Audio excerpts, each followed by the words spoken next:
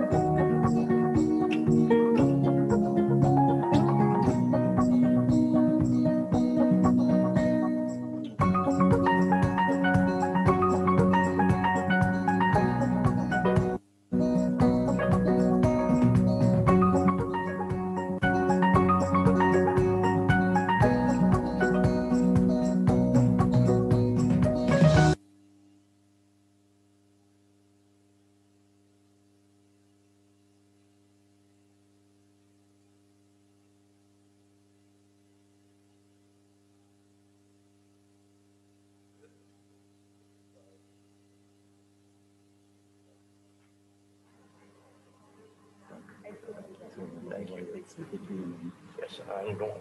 Definitely. Thank you so much. Absolutely. Any questions for you today? I think we're okay. Okay. Who do we have? Right now we have Trip and Dale that I'm with. Okay.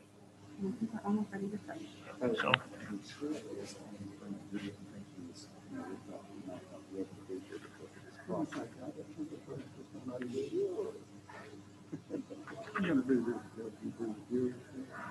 oh, that's great. I love it.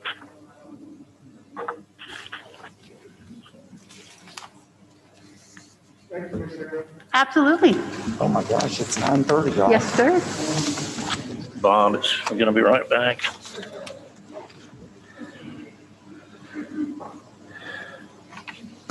Good morning. Is Bill Gross on the phone? Yes, he is. Good Yay. morning, Bill. We're almost ready to start. And Dale, you're on the phone. Yes. And Trip, Morning. good morning. We're almost ready to start.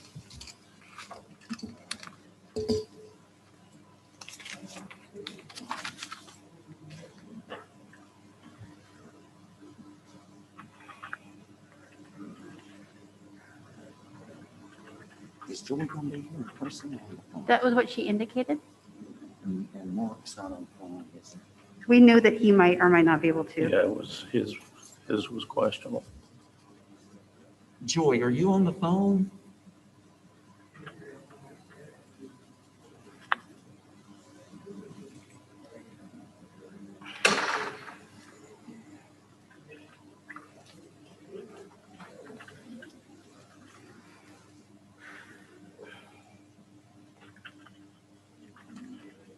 Good morning. Great to see you. In the restroom. Oh, well. I just said he's. Absolutely. I told the lady at the door to all of my masks, and then I walked out without one. I have to spread them everywhere. Yeah. But my little one has that one. And the seatbelt on. So he takes me to school, and he always comes home. Really, he gives a dissertation each time. Oh, wow. I said, we're very proud of you for that. Okay. Good morning. Where are we?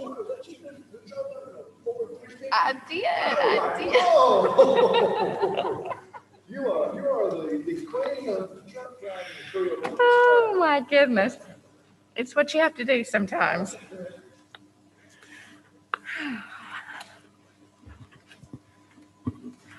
How are you, gentlemen? Slim crowd this morning, don't we? We do have a slim crowd. Okay. Yeah, I do. Okay, I'm going to go ahead and call this to order. First of all, welcome to everyone. And we need to call the roll. Thank you, sir. Mr. Joseph B. Wilkinson, Jr. Present. Mr. Bob Kruger. Present. Mr. Bill Gross. Present. Thank you. Commissioner Mark Williams is not yet with us on the phone today. Ms. Joy Birch Meeks. Mr. Tripp Tullison, Here. Dr. Buster Evans. Here. Mr. Glenn Willard will be absent today. Mr. Dale Adkins. Present. Sir Chairman, we have a quorum today. Great, thank you. We have a quorum. So we are streaming online on the JIA YouTube channel, and public comments can be made in person or online. Start with Mr. Kruger, Historic Preservation Conservation Committee. Thank you, Mr. Chairman. At this time, I'd like to call on Ben Carswell, our Director of Conservation, and Dr. Elizabeth King from the University of Georgia to report on environmental stressors and priority plant communities on Jekyll Island, Georgia, better known as the Deer Study. Ben. Good morning, thank you. And my pleasure this morning to introduce Dr. Lizzie King's presentation. And before I ask her to come up, I wanted to do a quick review of what led us down the path to carry out this study, because it did start about 5 years ago, and not all of the board members we have today were on board at that time. So in January 2015, the JIA board directed the staff to, quote, identify an academic partner and funding requirements necessary to conduct a multi-year research effort evaluating the factors, including, but not exclusive to, deer abundance that influence the stability of both rare and keystone native plant populations on Jekyll Island.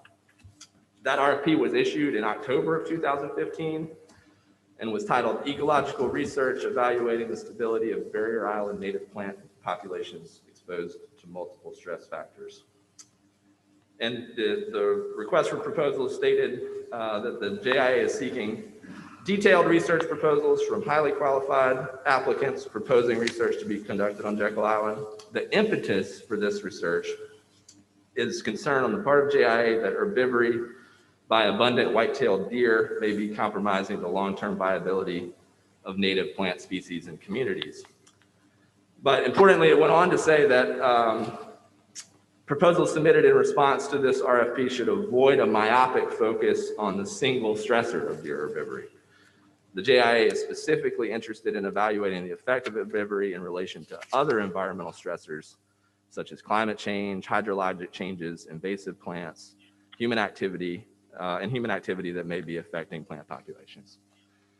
So what we were thinking, what all that says is that what we were thinking at that time was that, if we were to embark on a deer population management, we certainly want to be sure that that effort would be likely to produce benefits in terms of the native plant population.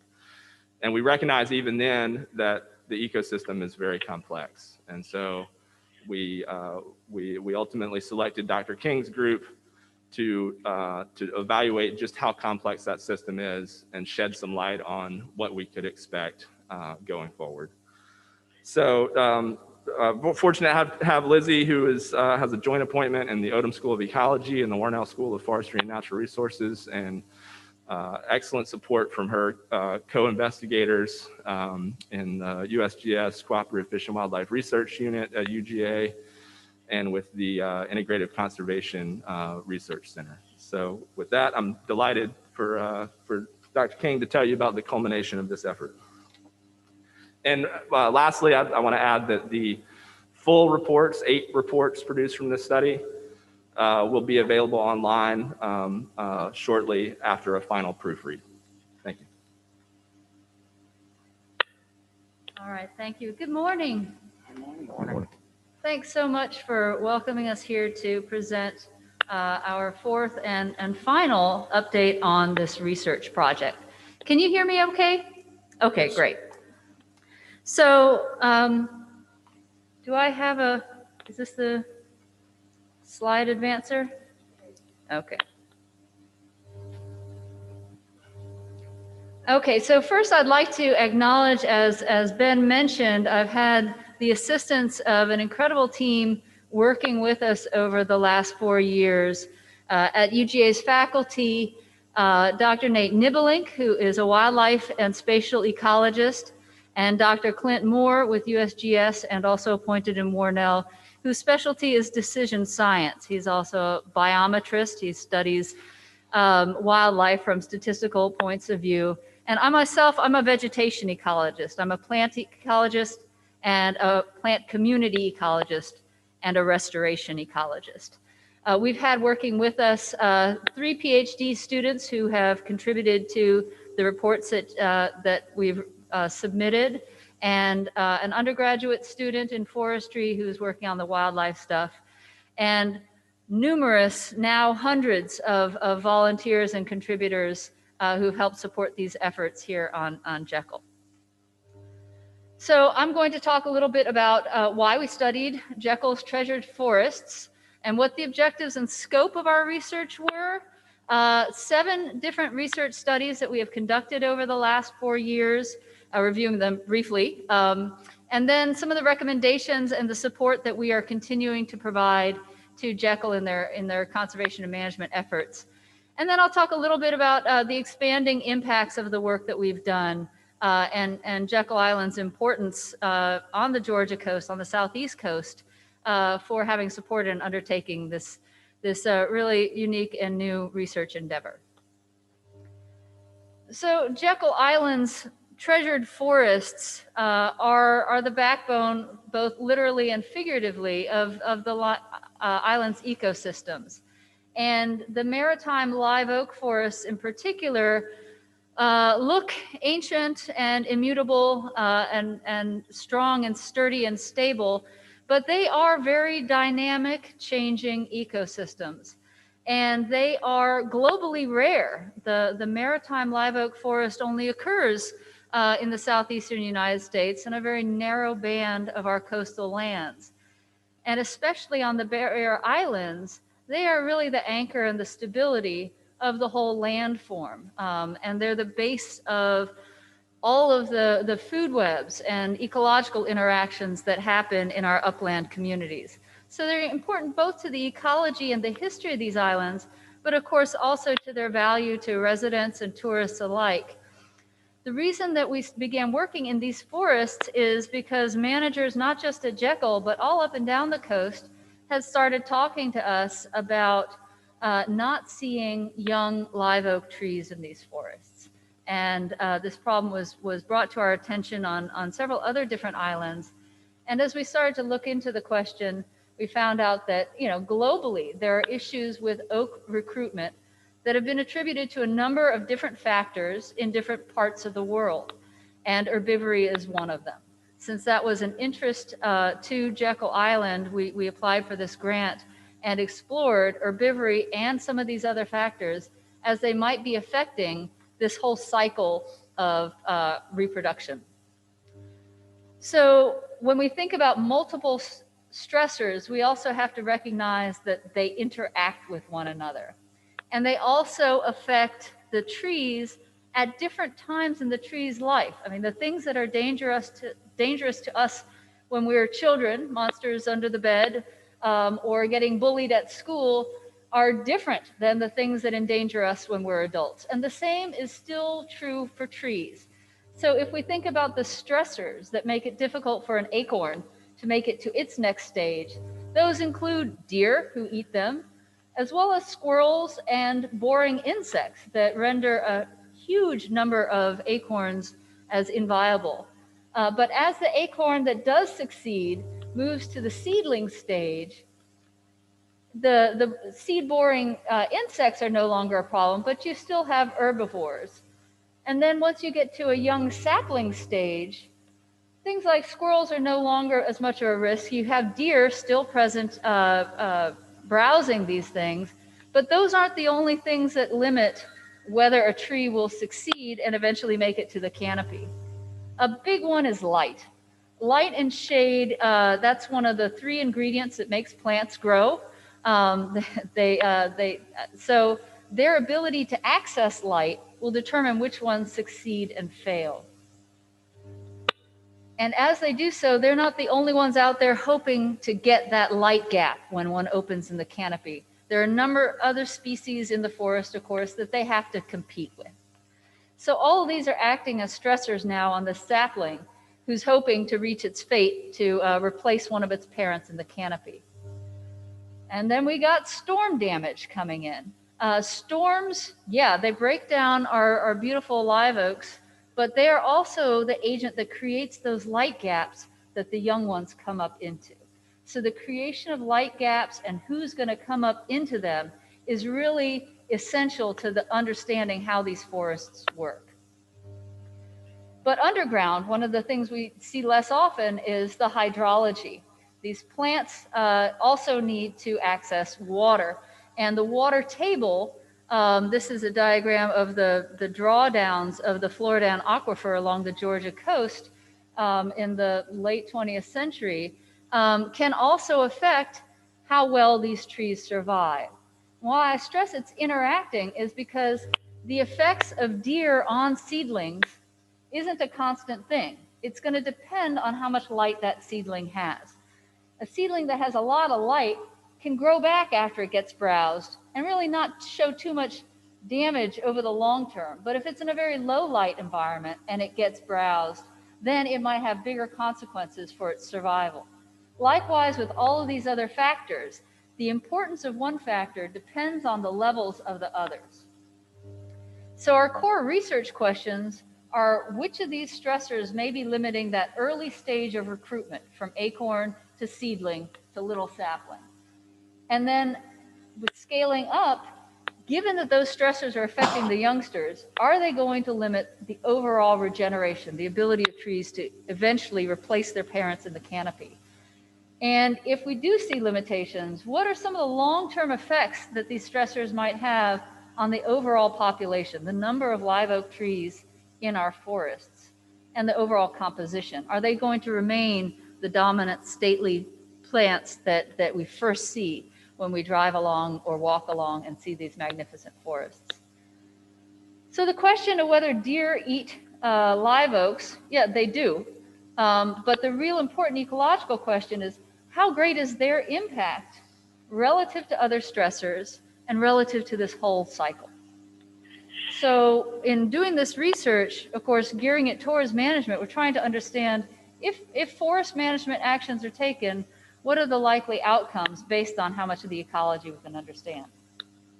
So to get into this, we conducted this series. I'll talk about 7 studies here. One is a modeling study that is a bit extraneous, but what we had to do trying to find a model to use in some of our decision making. What we were really trying to do is focus on all of these different things that really affect live oak populations and the maritime live oak forest. That's what MLO stands for in all these slides. As you can see, deer, herbivory, and seedling damage are over there to the right of the central focus, but so are all of these other variables, including social values and the objectives of management themselves. So getting a holistic, inclusive picture of all the different factors is what enables us to make recommendations that aren't just one-sided. In terms of managing for deer, this is data that I received from Jekyll Island on its populations. And wildlife ecologists can tell you that these are large numbers, but they're one of many factors that influence the live oak populations. And what we don't understand is what are the other ring of factors that are relevant to deer management. So this study can talk about what we've seen in terms of deer's impact on forests, but forests are the real central feature of what we were trying to understand how to manage. We also looked at deer impacts on another community on Jekyll where there are invasive camphor trees. So this is the scope of the research that we conducted. So let's dive in and talk about what we found. So our main study site was on the north end of Jekyll Island, situated between the Horton House ruins and Horton Pond. And we have 2 large 4-acre plots in which we have mapped to less than a meter accuracy the location of every tree of every species that's greater than chest height and measured its diameter. So that's about 5,000 trees have been mapped in this area. And this is essential to give us an actual scientific lay of the land. what do we actually see in terms of the size of these trees? Where are the young ones? And what can we start to infer? So the spatial study, these plots are aligned to elevation gradients, because one of the main first drivers of plant community organization is where's the water. And so what we wanted to understand is how are the live oaks distributed with respect to water, and what about the competitors? And are we seeing any indications of longer term change? And the big question here is relative to the laurel oaks, because while we were seeing very, very few little live oaks, we're seeing blankets of young laurel oaks.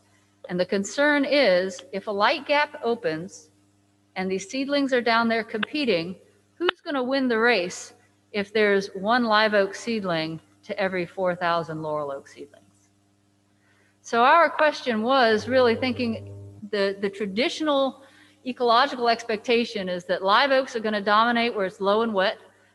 They like moist habitats, and laurel oaks tend to be up a little higher where it's high and dry. What we wanted to know is that pattern changing? So we went out and measured the distribution. So on the lower axis going from left to right is elevation. And what we're mapping here is the density of mature trees per hectare. And what we see is that, yeah, the laurel oaks become much more abundant at the higher elevations, which is what we're expecting. And the live oak mature trees are distributed nicely throughout the range. When we went to look at saplings, the next generation, the picture changed. We see laurel oaks across the whole spectrum of elevations, and the very, very few live oak saplings that we've seen are restricted to the lowest elevations. This is a concern when we think about what's going to happen when light gaps open. When we looked at seedlings, saplings are, sort of broomstick sized trees down to that are taller than me, but still very spindly. When we look at seedlings, the real little guys, we did see live oak seedlings at the lower elevations where we would expect to, but we're also seeing a lot of laurel oaks at lower elevations where we don't expect to see them. And this may indicate that the hydrological changes, the long-term hydrological changes, may be changing the competitive balance between these two species. Got to think that those mature trees established before all of those pulp mills went online. A lot of them did. So this is what so the question now is, there may be the hydrological underpinnings to this shift in species distribution. We don't really know that yet. All those saplings and seedling laurel oaks at the low elevations might die before they reach maturity to reestablish that pattern. But right now, with the lack of seedlings, thinking about who can take advantage of light gaps, it is a little worrying. So is the pattern changing? Maybe. We can't confirm that yet because we don't know the fate of these laurel oak seedlings and saplings. But the lack of live oak regeneration is worrying. So our recommendations out of this study align with Jekyll Island Management's approach to the precautionary principle. If there is uncertainty, do what would be most likely to conserve what you have. And that would recommend actually planting live oak seedlings in these lower areas to try and restore their potential to regenerate. So the next study is the deer exclosure study, where we set up 16 pairs of fenced deer plots. They're about the size of the area that you're sitting around with the tables here. They're 10 by 10 meters. In those, we excluded, they've been fenced off for nearly 4 years now. And what we were looking for is differences in the vegetation. What might be changing between the inside and the outside of these plots that we can attribute to deer. Forests are really variable. And as we know, the plants also respond to light and they respond to storm damage. When you get a gap, things grow. So the challenge here is to really detect the signal of deer herbivory amidst all the noise that is the natural variation in a forest. And we had a few things working against us in this study, namely 2 hurricanes and a huge ice storm that created incredible variability in the plant community while we were trying to hone in on this one signal of deer. So what we would expect to find is differences between the fenced and unfenced plots if differences are due to deer. If we find differences throughout space, we can try and correlate them with the light environment. And then when we see change through time, from one year to the next, things go up and down, that may be attributable to the overall effects of storm or precipitation. So when we went to look, what are the differences in the fenced and unfenced plots when we look at the total amount of understory vegetation? The first thing you notice is these big humps. Things went up in 2018 and up in 2020, and there really weren't any differences between the fenced and unfenced plots. So if deer are having an effect, it's getting swamped by the year-to-year variability in this question of total understory vegetation. We also examined tree seedlings, shrubs, herbaceous vegetation, grasses, etc. The one trend that we found that was different between the fenced and the unfenced was the abundance of vines. And this showed up again in our study with deer exclosures around the camphor seedlings as well. This is mostly grapevines going nuts where there are no deer, and especially going nuts after all of the storm damage from the 2 hurricanes.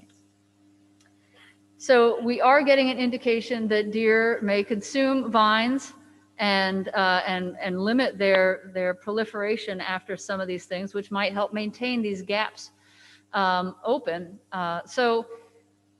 It's a double-edged sword with the vines because they are native vegetation and they provide, especially grapevines, essential food for wildlife, but they're also competitors for seedlings. So when they're proliferating, other vegetation tends to get masked. So the deer's effect, it may be to reduce native plant abundance, but we don't know yet how that native plant abundance affects the live oaks, which was the focus of our study. Laurel oak seedlings seemed pretty immune to anything that was going on. These were sets of individually tagged laurel oaks, about 1,000 seedlings that we followed for 4 years, charting their growth in each of these plots. And their growth was indistinguishable in the fenced and unfenced. So deer aren't helping us control the laurel oak problem. So we see that light and shade and storm damage are drivers of understory vegetation, causing a lot of variation that we see out there. These are just some plots that were all in deer accessible areas with varying amounts of vegetation. But the question is still, what about our our live oaks? What do we know about them? Well, there weren't enough seedlings naturally occurring to really study them. So we planted several hundred live oak seedlings inside and outside of these exclosures to follow. And once again, Lady Luck was not on our side. Of the 576 individually planted live oaks, 415 of them were dug up or missing, and 71 died, presumably to drought, which is about the attrition we would expect to drought. But the digging up, this is not how deer consume live oaks. The plants were cut at the base, and we did a follow-up camera study, which I'll show you next, that confirmed that indeed squirrels were nailing our planted live oaks. We do not know whether squirrels affect naturally occurring live oaks or whether we created an attractive nuisance with well-fertilized nursery stock live oaks that they were able to consume. But the upshot here is that we weren't able to assess in the 3 years that we had the effect of deer on naturally occurring live oak seedlings, because there aren't enough, and our planted live oaks got scoffed by squirrels. However, we do have information from the other 3 islands where we replicated this entire study. And there we have seen effects of deer. They do browse on live oak seedlings and limit their growth. How we apply that to Jekyll at this point still needs further exploration. 4 years seems like a long time, and it is a big investment, but given the year-to-year variation that we face, to have reliable statistical data that shows a clear trend, it's just an uphill battle, and it takes a while. But we are continuing to concatenate our research from the different islands and compare them to provide as much relevant sound management supporting knowledge as we can. So the role of herbivores, we have herbivore damage, but how much of it is due to deer is still unclear. The third study was a wildlife camera study, which was really to capture who is the culprit digging these things up. So we mounted cameras above different types of protectors around a new set of 40 planted seedlings in the forest. Some of them excluded deer only, but would allow small mammals in. That would be treatment B. And then treatment A prevented both deer and small mammals from accessing the seedlings. And then we looked at what the pictures showed us. And it's a little dark in this screen, maybe it's better on yours, but in the right-hand picture, you see a squirrel entering. We're looking straight down, down at 7:30, that's the live oak seedling. And then the next picture is about 80 seconds later, the live oak seedling is lying on the ground and the squirrel is leaving the scene. So yeah, they're digging these up. What they're after is this, this bulb at the top of the root, just below the stem, which is where the tree stores all the nutrients from its acorn for its first few years of life. We do not know whether the naturally occurring seedlings offer this or whether this is occurring in our nursery stock. One thing we do know is almost all of the seedlings, the live oak seedlings that we find in the forest, are not actually grown directly from an acorn. They are sprouting off of the roots of their parent trees. So if so, these seedlings can avoid this source of mortality and also a lot of other sources, because you could imagine a seedling, if it has its whole parent's root system to draw on to find its nutrients and its water, its chance of survival is much greater than a seedling on its own. So the whole question of how much herbivory seedlings can tolerate is still actively studied, and it's not being studied by anyone else on live oak. So we have a big uphill battle since this has not been scientifically addressed and published anywhere else, to try and accumulate as much data from these islands as possible, as quickly as possible, to inform management. We did find deer. You can sort of see in that picture, it's a fawn's head. Its ear is there on the upper right.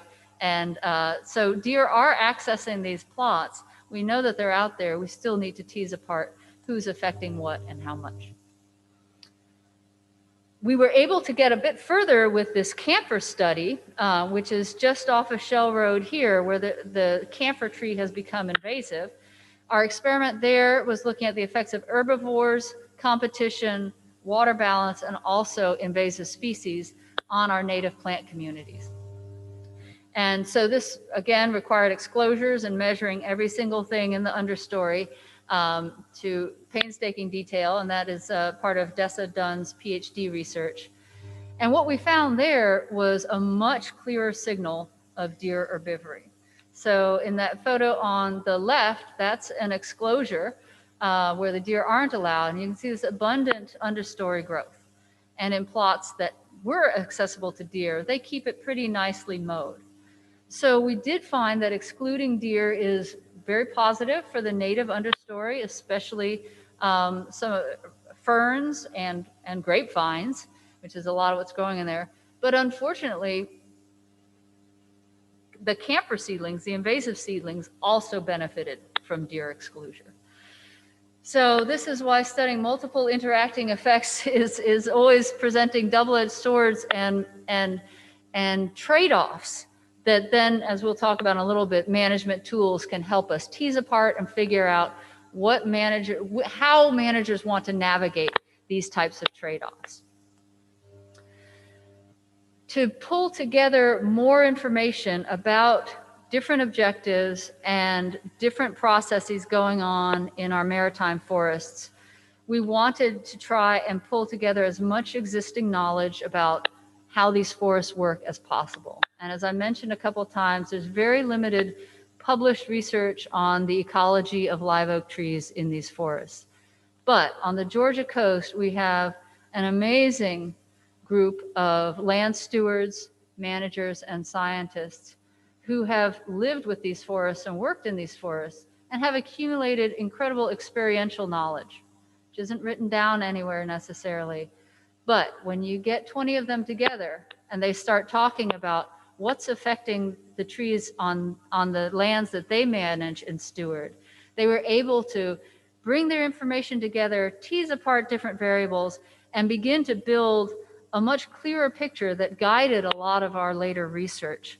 And what's really interesting here is that the objectives for managing forests on the 4 different islands that we featured in this workshop were really quite different. Ossabaw and St. Catharines prefer more passive management, seeing how the forest evolves. But Sapelo and especially Jekyll have more complex objectives that need to be met. Here you have visitors, you have forest health, you have a lot of different concerns, and active management becomes more of a priority to ensure that those multiple objectives are met.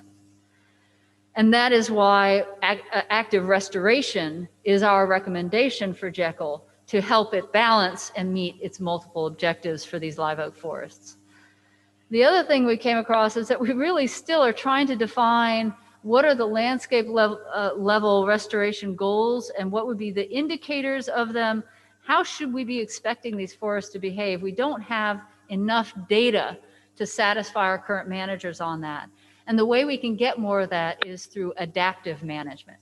As managers make decisions, they also do research. And that research and the outcomes of their decisions gets fed back in to modified decisions. And Jekyll Island is extremely well suited for both taking on active restoration and adaptive management. So our recommendations have been couched, as you'll see in the final reports, supporting and informing those 2 efforts specifically. And one way to do that is through the process of structured decision-making. This is a technique in information science where you really look at, well, how many different objectives are we trying to balance at once? Who are all the stakeholders and what are the different things they want? And then you look at what are your alternatives for trying to solve a problem, let's say live oak regeneration. And then you figure out, well, if we took this pathway, how much of each of these different objectives is it likely to satisfy? And so we're building a formal statistical tool that can help analyze those things. It's a simulation that takes data on what we know about live oak growth and the impacts of different stressors, and then looks at different restoration scenarios to figure out what is the likelihood that this is going to get you live oak trees up above the harm, the vulnerability stage of herbivores in a certain amount of time so that they can replace their parents in the canopy. So this model, I had to turn these slides in on Friday. Yesterday we had a team meeting and we have a pretty nice layout of how the model is developing. It's pretty much built and now we're trying to fit the parameters to guide it in, but its architecture is built. So once we have the parameters built into there, we'll continue to work with Jekyll Island Authorities management to put it into place to analyze the options that they see as viable and give them some solid, here's the costs and benefits that we would project for the different avenues. So this is the tool that sort of integrates the knowledge that we've gained and the expertise in structuring decisions to help inform active restoration and adaptive management going forward. And the last study was conducted by Sarah Horsley, who's also a PhD student. She is a social scientist who's been working on Jekyll Island, studying iconic species, both the sea turtles and live oaks, as those were identified by visitors and residents alike as the 2 most iconic species that they identify with Jekyll Island. And this study was really interesting, one, to see some of the social science methods that can help you understand what people value. And just one of the findings that stuck out to me was this idea that the presence of live oaks on Jekyll Island affords visitors and especially residents a form of psychological empowerment. People felt that live oaks made them feel proud to be a resident here. It made them feel special that people travel here specifically to see live oaks. And it reminded them that they have a unique environment to share with others. And one of the upshots of this study was a set of recommendations about how to capitalize and leverage the values, the positive values that people hold for live oaks to help support adaptive management, help support management in general, and also have people get involved in restoration. So those are the 7 studies, very, very briefly. I'm used to giving a 45-minute talk on each of them. It was a little hard to pick and choose what about each of them to talk about. But in terms of our expanding impacts, I want to thank the Jekyll Island Authority for the vision of this project, because not only does it provide information that's of direct management use to you all, you're training the next generation of people who will also be stewards and managers of these forests, including these students who have done an outstanding job of really taking ownership and falling in love with Jekyll Island through this work.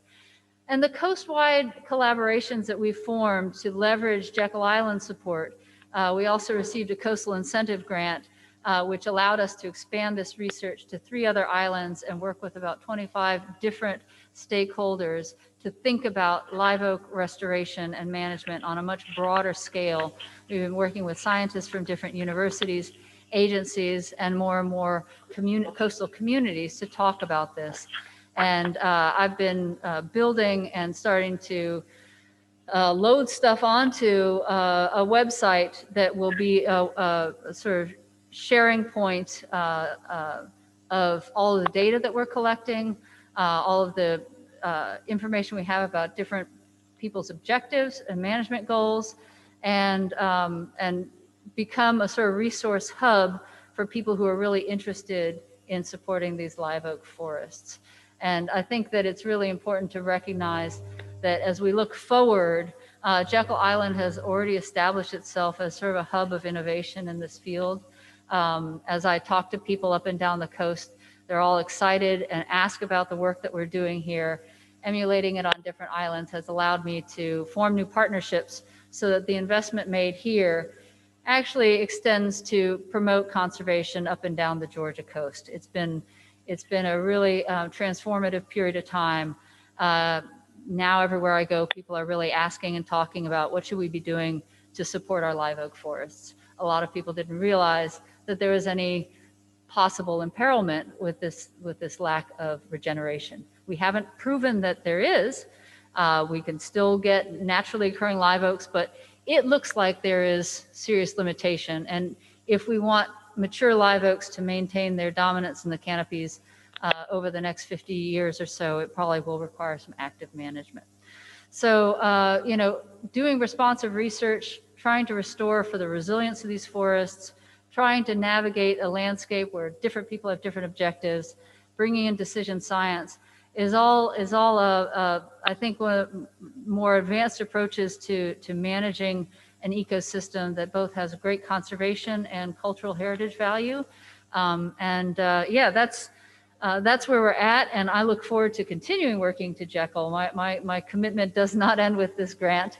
We're looking for new projects and new ways, again, maintaining our responsiveness to your managers to understand their research needs and bringing in fresh suites of young scholars to help work on these problems and expanding our collaborative network up and down the coast. So you will continue to see more of me, and we'll continue, of course, to feed in any results that we find, translate them into management recommendations, and pass them on to you. And I really look forward to it. I think exciting things are happening here that are long overdue, and it's an honor to be a part of them. So with that, I would like to thank all of you for listening, and also the support that you've helped me leverage from NOAA and Georgia DNR through the Coastal Incentive Grant, and also through the USDA NEFA funding through the University of Georgia. Thank you. For you. I have a question. Yes. It appears that at least in some of your study plots, there was a substantial reaction of the undergrowth to the exclusion of deer. Whether or not deer are limiting maritime forest regeneration, isn't it likely that deer browse limits the diversity and productivity of the understory, and that this degrades the value of the habitat for other wildlife? So the effect of herbivory on diversity is a really important question. So it's a little bit of a Goldilocks situation, because if you have too much herbivory, you start losing plant species. All the yummy ones get eaten out. But if you remove all herbivory, the competitively dominant species start to take over. It's a lot like fire. We used to think that fire was bad for forests because it burns them down. What it also does is creates the niche space for some species that really depend on fire. So if you have fires too frequently, you lose diversity. If you never have fires, you also lose diversity. And herbivory is another type of disturbance like that, that you can have too much and too little herbivory. These ecosystems evolved with herbivores. There are plants that specialize on the gaps that herbivores create, and there are also plants that will dominate if there isn't some herbivory. So finding the sweet spot of how much and how little herbivory it provides the most biodiversity is a real trick. So in ecological theory, we have a hypothesis. It's sort of this Goldilocks idea that there's too much disturbance and there's too little disturbance, and that biodiversity is actually maximized at an intermediate level of disturbance, called the intermediate disturbance hypothesis. It works out really well, but finding where that is the challenge. And I don't know how far Jekyll is from the point where, either excluding deer or not excluding deer is going to increase or decrease biodiversity at this point. It is, I think that, in general principles, I don't see that I think that the lack of fire, again, is dwarfing the effects of excluding or including deer on the scale that we've done. I think that the amount of understory vegetation on Jekyll is many times greater than we find on the other barrier islands. And my guess is that's due to fire exclusion.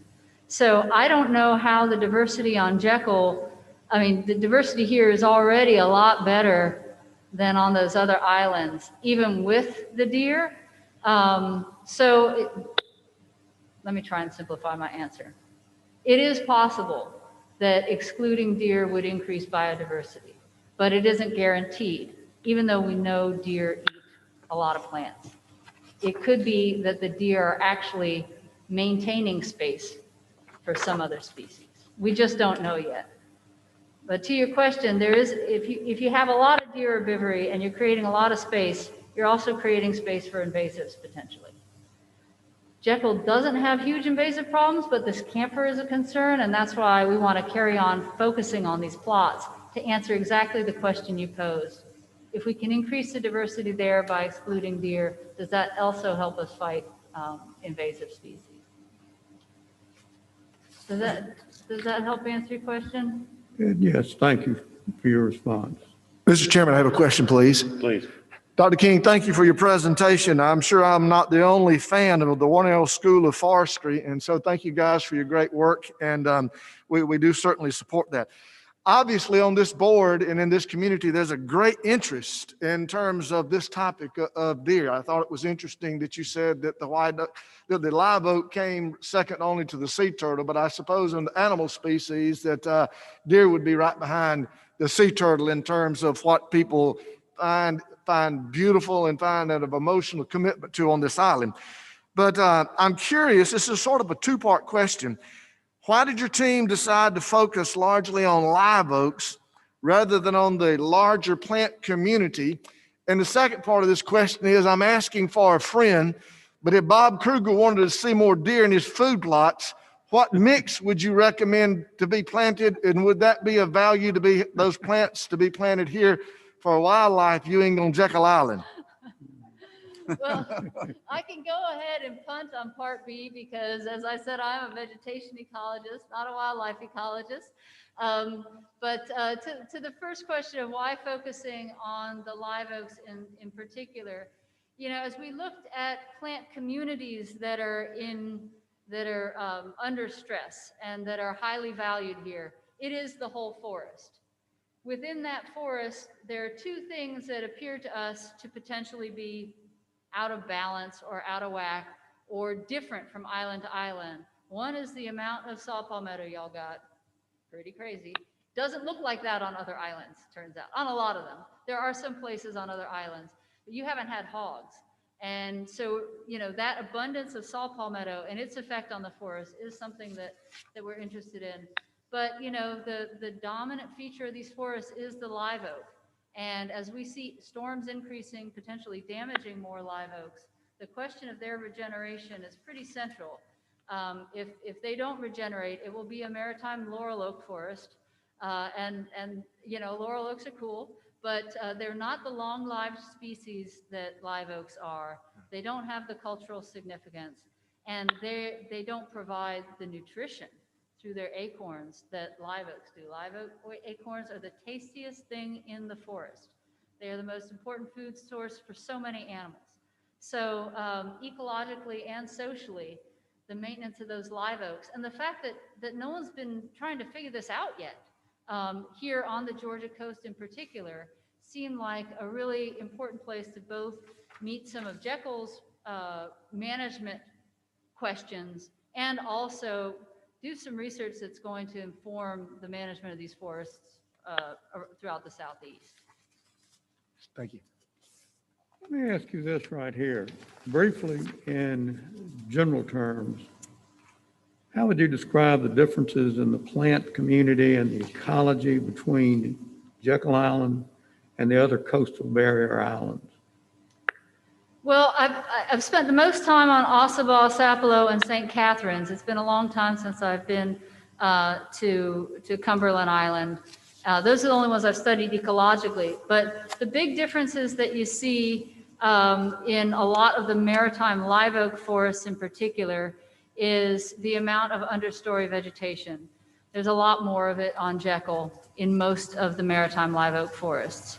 All the islands do have areas where the saw palmetto forms an almost exclusive understory, but I see more of that on Jekyll than the other islands, and that is why I hypothesize that the fire prevention may cause that. But in terms of the diversity of plant species and the abundance of deer, it is sort of paradoxical that you have both of them here on Jekyll. You have a lot of deer, yet you also have a lot of understory vegetation cover and species diversity. So, you know, you also have golf courses and 1,000 backyards. So, you know, the deer aren't limited in the same way, and they don't have hogs helping them. So teasing apart how the abundance of vegetation here might be attributable to low fire regimes or high deer abundance is really tricky and what we're interested in solving. But by having the comparison between islands, it's really helped us start to isolate some of the potential mechanisms, including hydrology. Jekyll's a little lower lying than a lot of the islands that have a higher central ridge. So you see different plant communities up there on them than you do on Jekyll. It's a great question. Thank you. Thank you. Mr. Chairman, I do have one more question if I could ask it. Please. Dr. King, how confident are you and your team that if we follow through with these recommendations, to what extent would it improve the herd carrying capacity and herd health of the deer population on the island? Our recommendations for live oak restoration include excluding on a small spatial scale, using tubes or small exclosures, excluding deer to give these live oaks a chance. Even if you planted several thousand live oaks, the total area that you'd be excluding deer from is quite small. So restoring live oaks, protecting them on a tree by tree basis is not likely to limit the food supply for deer or in any other ways or interfere with deer management. The deer management goals on Jekyll have to revolve around a lot of different objectives. And you mentioned the fondness, the love for deer, that is a big part of what gives people daily satisfaction. As the vegetation concern can, to some degree, be separated from that, we can figure out ways to restore live oaks without actually manipulating deer populations other than to exclude them from an area this big. So from our point of view of trying to figure out what is the easiest, most cost-effective path to maintain the forests, our recommendations involve excluding deer on very small scales, not trying to manipulate a whole deer population. Whether manipulating a whole deer population is in Jekyll's interest is beyond the scope of what we studied. What we studied is their effects, potential effects on seedlings, and to manage that, a tomato cage wrapped in chicken wire works pretty well. You know, I've got one final question, Dr. King. We've talked about managing the deer herd. Deer are an important part of the ecostructure of Jekyll Island and of the big success story here in the state of Georgia as far as storing the deer herd. To my way of thinking, there is a balance out there between the plant ecology and the deer ecology, and that relates to the carrying capacity of the land. We have significant deer damage on personal property here from them destroying plants, et cetera, that people plant. And I wonder if there is if a management program of trying to maintain a healthy level of the deer population, certainly not get rid of the deer population, but maintain a more in balance, if you would, deer population, as well as increasing our carnivore population, i.e. bobcats, which would help with the gray squirrel population, if that would be a feasible approach. Well, I think the wildlife management decisions and the potential impacts of them on some of the objectives that you mentioned, you know, all I can say is that we have not seen such a strong signal of deer impacts over a short period of time on live oaks in particular, that I don't think the live oak question is a very big player at that table. If deer management decisions are undertaken, what I would recommend is making sure that your staff and any research partners are on hand to do good monitoring and to also assess the vegetation impacts, to assess the social impacts as part of adaptive management. I think that that's the real strength here at Jekyll, is your capacity to do that. And what adaptive management allows you to do is take those findings in and update your management practices rather than being wedded to any one strategy as if you had full confidence before you started and how it's going to work out, because we never do.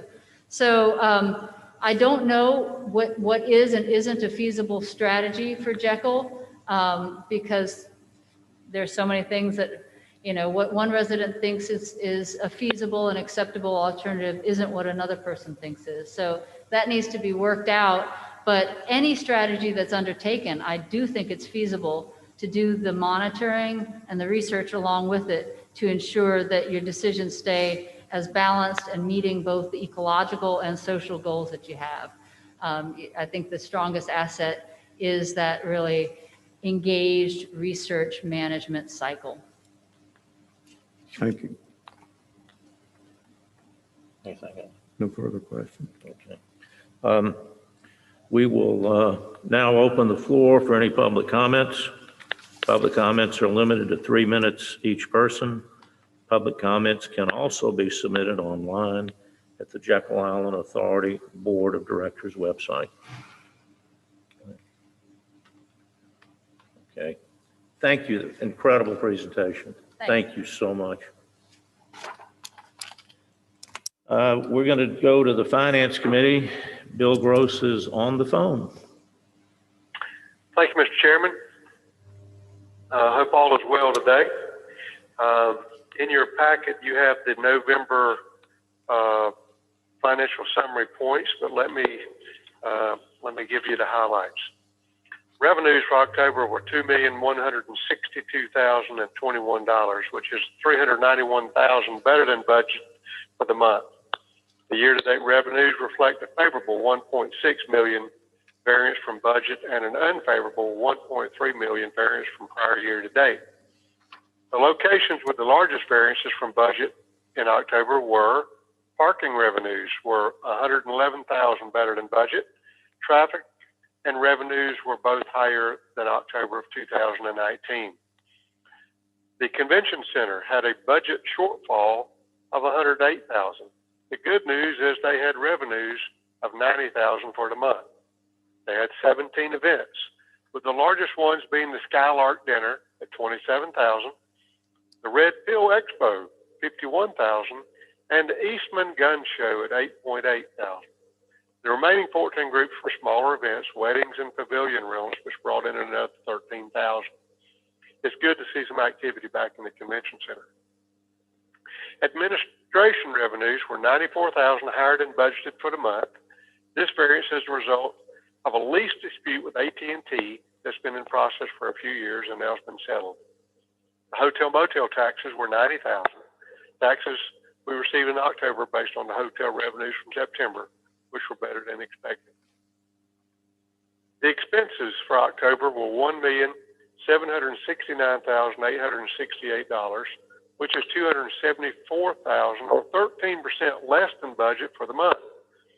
Year-to-date expenses were $1.3 million less than budget and were $1.6 million less than prior year to date.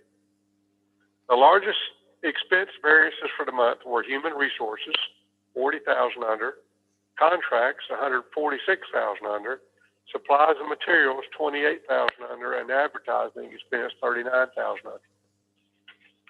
Net operating cash income for October was $392,153, which is $665,000 better than the budget net operating loss of $272,485. Year-to-date net operating cash is $2.9 million better than budget and $356,000 better than prior year-to-date income. October traffic stats. Total traffic count for October was 114,127 vehicles, which is 24,104 more vehicles than October of 2019. This is the third month since the COVID-19 pandemic started that our traffic counts have exceeded the prior year traffic counts.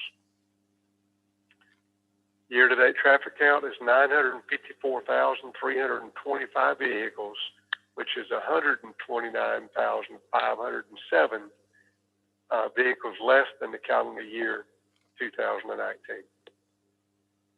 Hotel reports. In October, revenues reported by the hotels were $3.5 million, which is $328,000 less than October of 2019. Occupancy rate was 62.4%, which is down from 64.8%.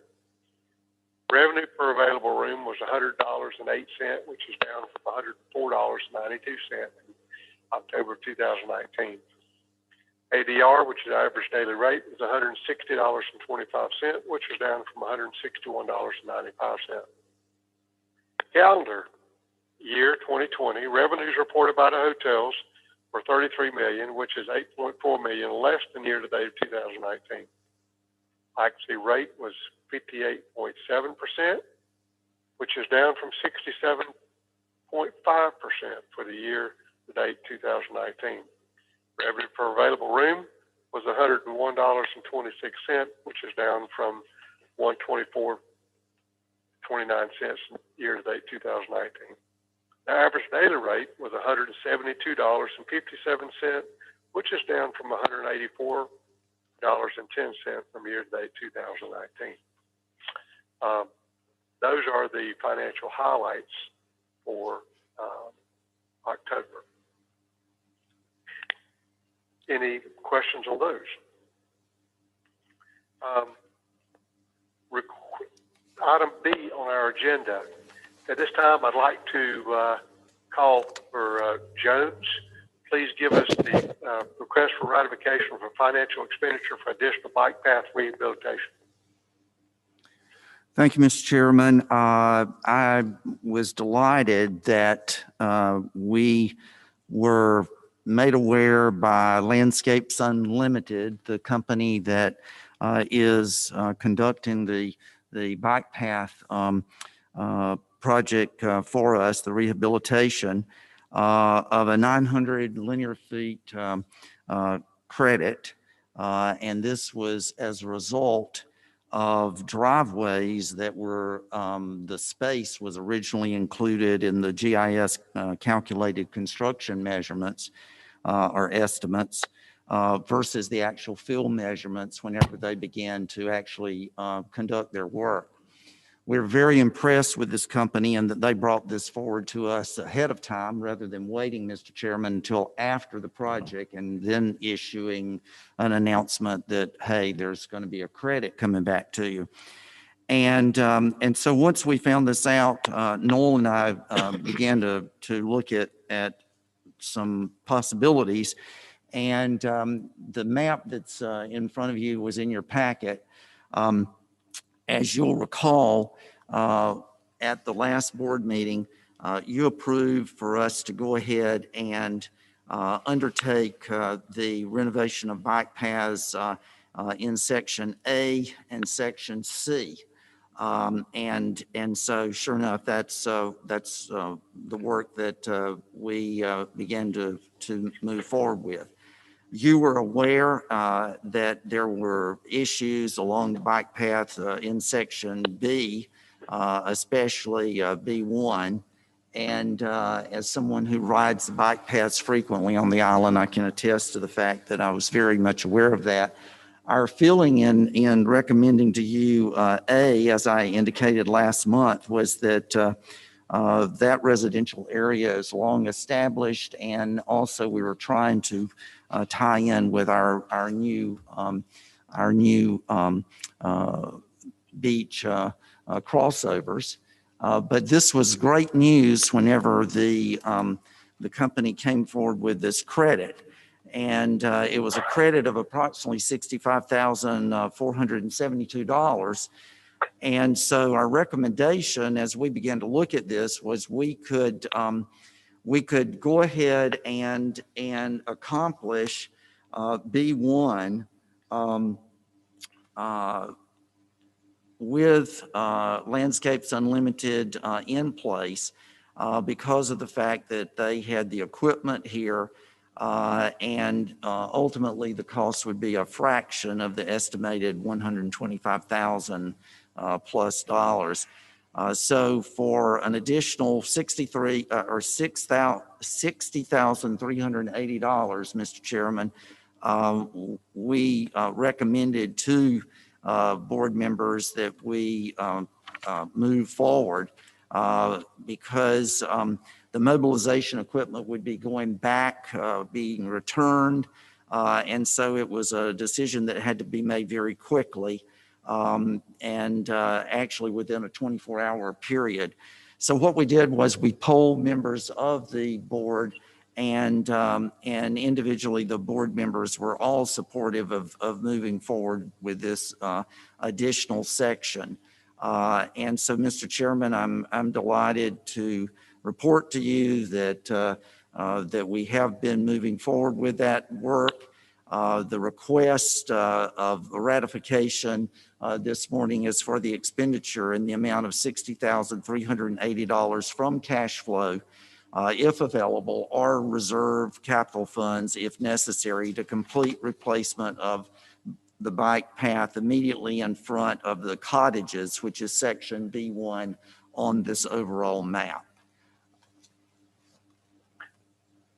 Jones, I just want to take a minute to tell you and your staff, I think y'all done a great job of leveraging resources and making this happen. So it's a great asset. I know the bike paths on Jekyll are one of the highlights. I mean, that I think in this era that we've been in, one reason we've seen so much traffic on the island, the traffic counts are up, is people are enjoying the fresh air and biking, and all that is a big part of it. So thank you for that. Is there a motion to recommend approval of the ratification for the additional bike path rehabilitation? So moved. We have a motion. Is there a second? I'll make it second. Have a second. Any discussion? I thought we were going to do this. Michelle, would you like to call for the vote? 2. Mr. Bill Gross, Chair. Yes. Mr. Joe Wilkinson. Aye. Mr. Bob Kruger. Aye. Commissioner Mark Williams, are you on the phone? He does not appear so at this time. Mr. Tripp Tollison. Aye. Dr. Buster Evans. Aye. Thank you. This motion passes unanimously. Thank you. Very good. Thank you, Michelle. Item number C, capital request for emergency repair and ratification of fire hydrant rehabilitation expenditure. Mr. Noel Jensen. Thank you, Mr. Gross. Yeah.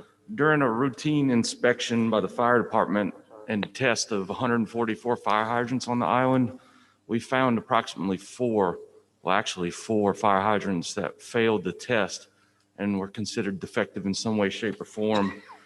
3 of the hydrants are located in the historic district, which of course is a high value area, and the other one is across from the authority fuel island, which is also a high priority to replace. There are other fire hydrants within the area, so we would have fire coverage if we had a fire today, but these are actually the closest to certain structures.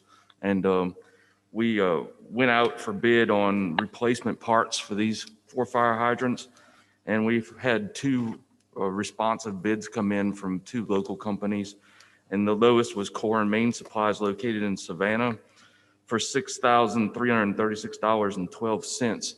And that is just for the materials and the parts. Once we get the parts, our JIA water and wastewater staff would assemble the fire hydrants and all the connecting devices and dig the old ones out and replace them. So all that labor would be done in-house. So that $6,336.12 is just for parts to put the 4 fire hydrants together. We commonly do have fire hydrants in stock, and we do have 2 in stock, but the additional 2 would be to replace the 2 that we leave in stock. So we could just buy 2, but then we wouldn't have any spares, which isn't a good idea. It's not routine for us not to have spare fire hydrants. So that's why we're asking for 4 specifically. So staff hereby requests ratification of capital funds to be paid from reserves in the amount of $6,336.12 for 4 hydrants and the associated hardware to build the hydrants. And this is an emergency repair. Yes, sir. I want that noted. Okay. Is there a motion to recommend approval of the capital? Mr. Chairman, Thank you. Second. No motion or seconds needed, so discussion. All those in favor will signify by saying. Yes, I'd be happy to. Mr. Bill Gross, Chair. Yes. Mr. Joe Wilkinson. Yes. Mr. Bob Kruger. Aye. Mr. Tripp Tollison. Aye. Dr. Buster Evans. Aye. This vote is unanimous. Thank you. Very good. Thank you, Michelle. Mr. Chairman, that concludes the Finance Committee's report. Thank you so much. We'll now open the floor for any public comments. Public comments can also be submitted on the Board of Directors website. 3 minutes. Okay, don't see any. Let's see, Dr. Evans, no Human Resources report this month. Joy, the Marketing Committee, please.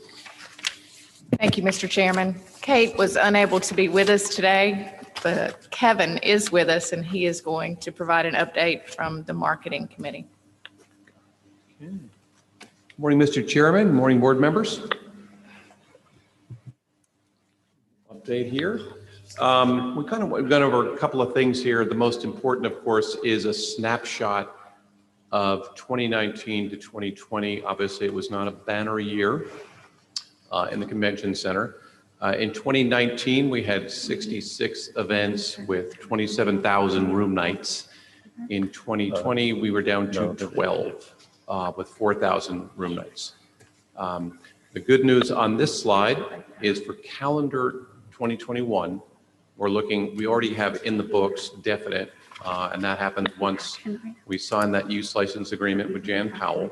We've already got 43 events for 25,000 attendees. So our PACE report, which is the most important thing we always look at, where are we going in the future? How are we keeping up with what we're, have been doing historically, is very strong for 2021. So that's the good news. Of course, we see some turning of the groups that have, passed off and then have rebooked for future years or months in the future due to the COVID, of course. But on the top there, 80 convention center groups were canceled since the COVID, with a loss of 40,000 anticipated attendees and 54,000 hotel room nights. So obviously, again, a difficult year, but been a lot of changes to make up for that for futures business. Right down the street from us in the Omni, they're not faring quite as well. They just laid off 300 people. We got this in a notification. So again, we consider ourselves very fortunate in the Georgia Association and Corporate Business Meeting community.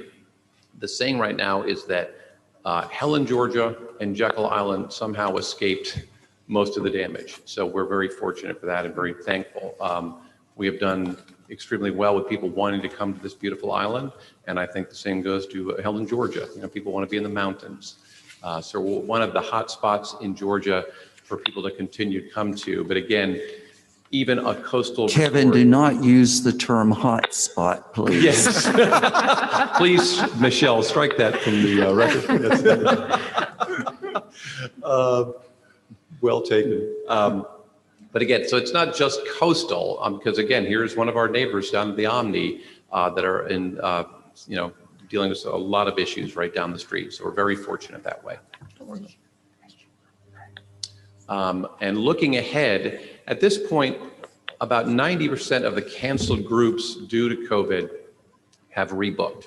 So we're again on pace for future bookings. If you look at the requested rooms, which is really, again, most of what we're trying to do here is drive room nights to this island with our hotel partners. And of course, then they're going to go to our dining options and amenities and such.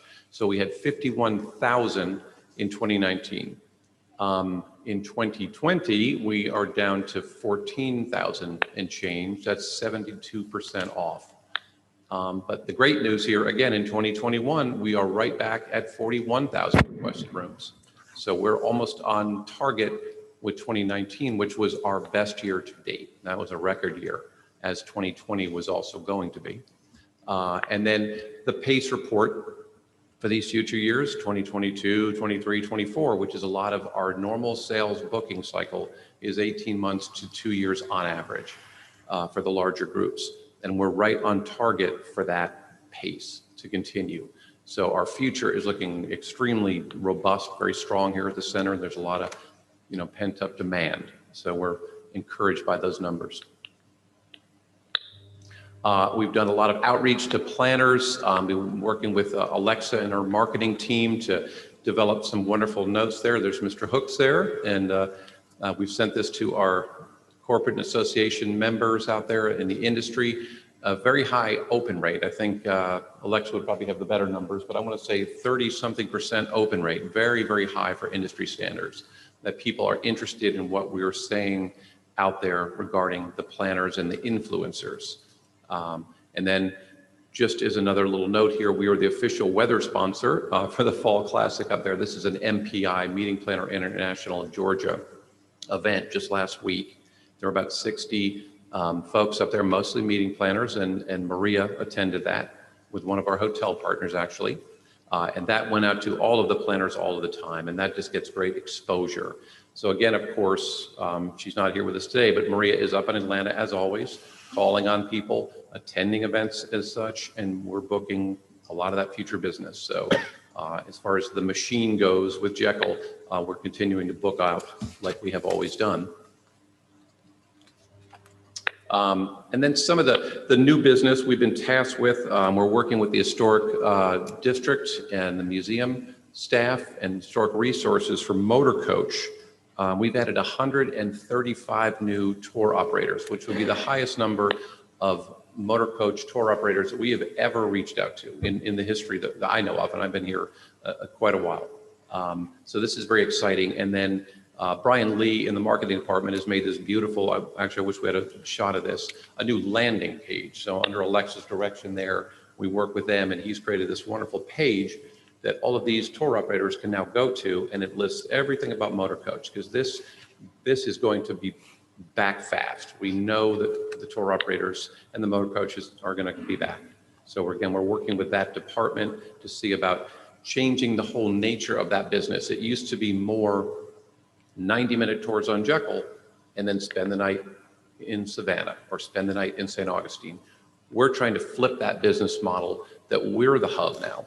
So our messaging with this landing page and others is that you stay 2 days on Jekyll, it's safe, your attendees and visitors and group people are going to love it, and then spoke out to our wonderful destinations around the area.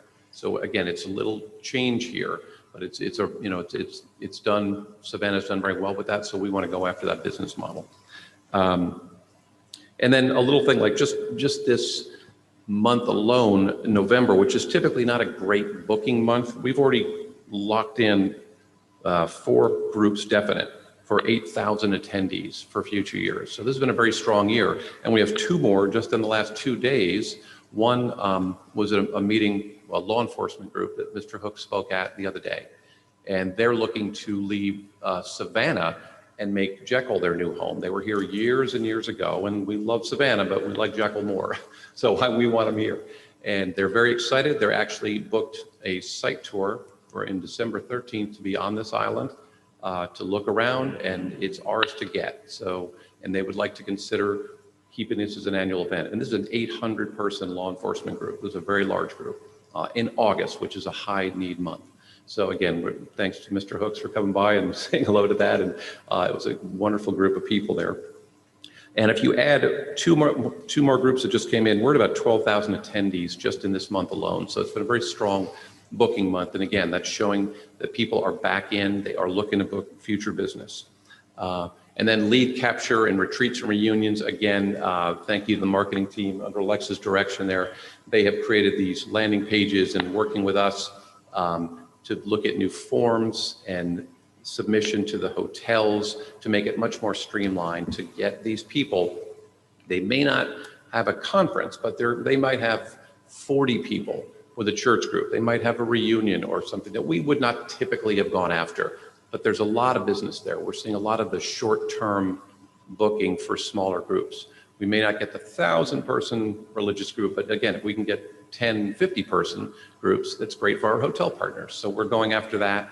And again, working constantly with Alexa's been wonderful with that, with getting all these things that we need to send out to these planners and reunion groups and such.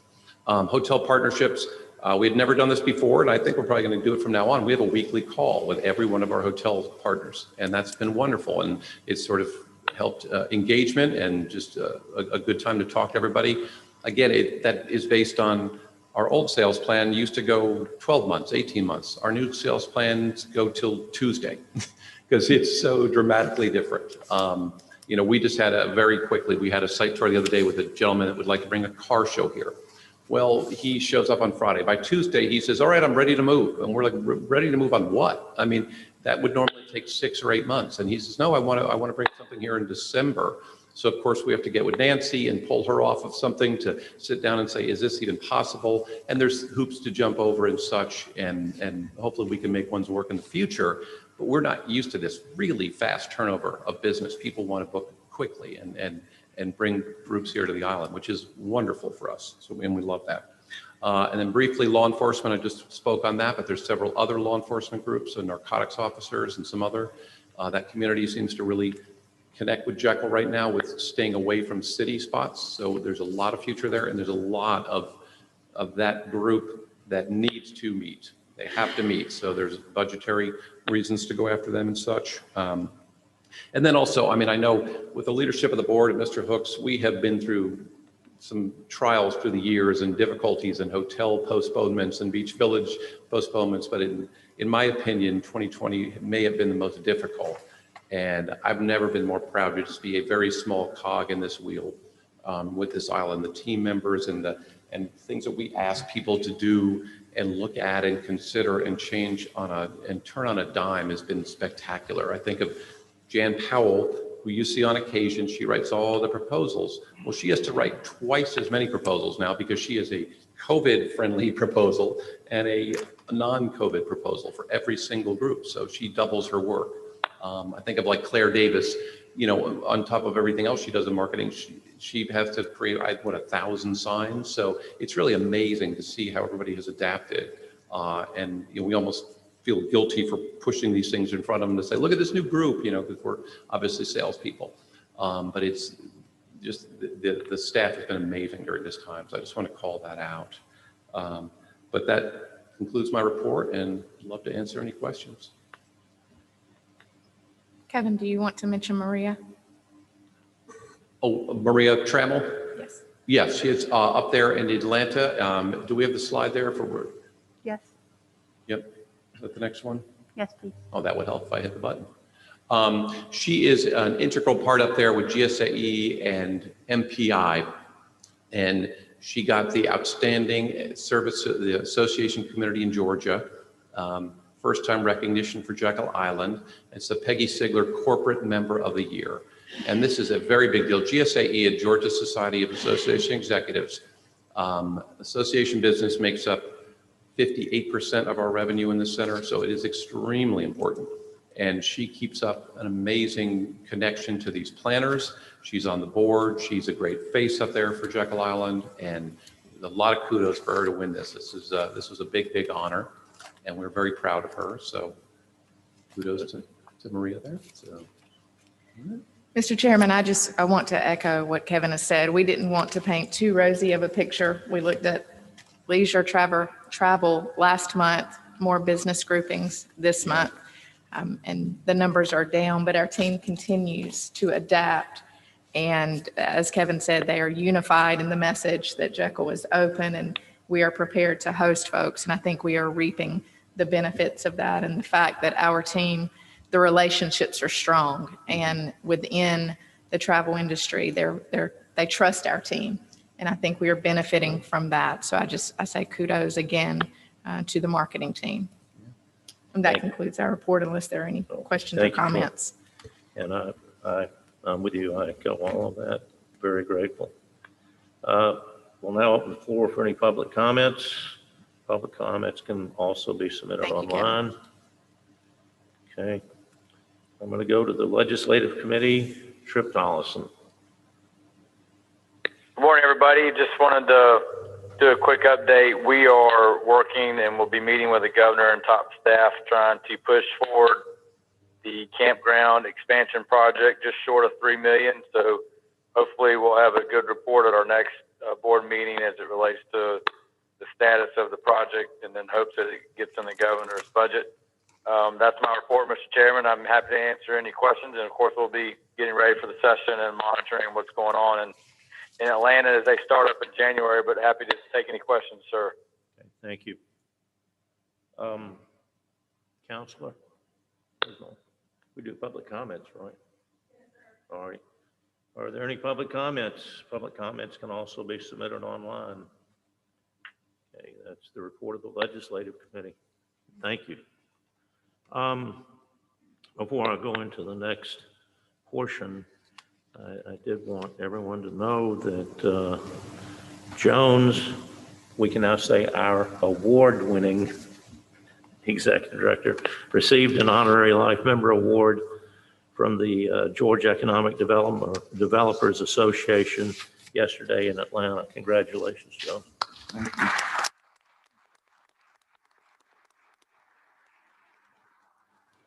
And we will go to the golf course master plan, next steps. Mr. Chairman, in your board packets, I included the next steps sheet that we discussed at last month's board meeting, because you'll remember that I indicated that we don't have a schedule and we don't have any money. And so what we have is we have time to explore different issues so that you can make good decisions moving forward. And Mr. Chairman, I would like to offline talk with you about actually scheduling the work sessions that I mentioned at the last board meeting. And it may be that it would be effective to have those remote sessions, and obviously they would be publicly broadcast, but I just wonder with the schedules of board members and with the pandemic situation, if maybe we would get good support if we, and involvement if we did those sessions remotely. So if you and I can talk about that. Absolutely. That would be a continuation though of these next steps, and that would be to look at all of these various issues that we've listed here. And today, after the review last week and then the month before, whenever you had the master plan proposed by the Troy Vincent group, what we have moved forward with today is an opportunity to look at various possibilities as far as funding this work.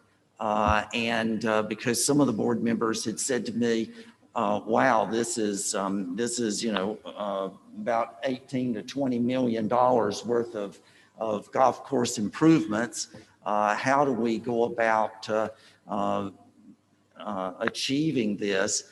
And so what we did was Ken Bleakley is principal and founder of a financial economic analysis firm. And recently, Ken actually relocated to St. Simons, and we have been fortunate enough to have him do some work, some analysis work for us on some smaller projects.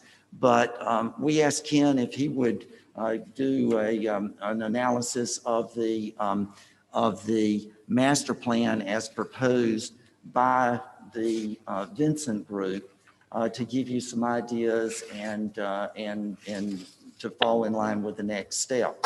Let me say it's very important to realize that Ken is not analyzing the Vincent study and making alternative recommendations to you. Instead, he's taking the Vincent study and he's analyzing it and then giving you options that you may be able to consider. And so there's a difference there, and that's important for you to realize. So Ken, if you could come forward, please.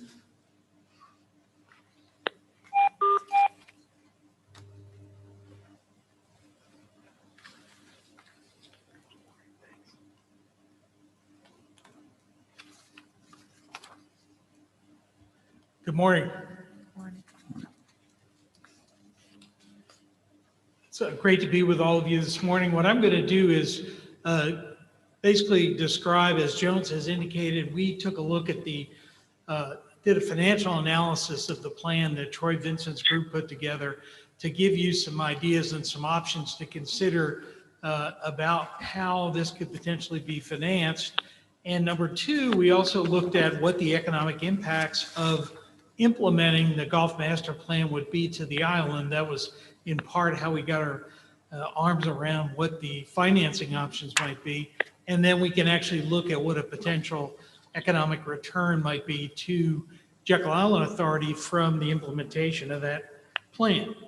So I'm going to go through the answer first, and then we can spend additional time going through sort of how we got to that answer. But let me just take you through this slide presentation. I'm going to try to highlight the key slides here. As Jones mentioned, we're evaluating the plan that the Vincent Design Group presented to you. I think it was at the last board meeting or the meeting before, their master plan for what needs to be done to the golf facilities. And so we relied heavily on that master plan, and we're basically using that as the framework. We also looked at the work that had been done earlier by the National Golf Foundation on the operations of the courses, because that gave us a lot of good financial data. If you look at our report, there's a couple of key things, and these again sort of echo some of the things that Vincent came up with. Currently, the Jekyll Island's experiencing a problem of having too few golf rounds spread over too many golf holes. So you have lots of golf facilities, 63 holes of golf, and if you look at the amount of rounds you're generating, you're not getting enough play on those rounds. If you look at a second key point, with the exception of Pine Lakes, there hasn't been a major refresh of the golf facilities in over 40 years. And Vincent indicated that typically somewhere in the 12 to 15-year window, you typically go in and refresh your golf facilities on a regular basis. And so we're behind the curve in terms of getting that upgrade done, with the exception of Pine Lake.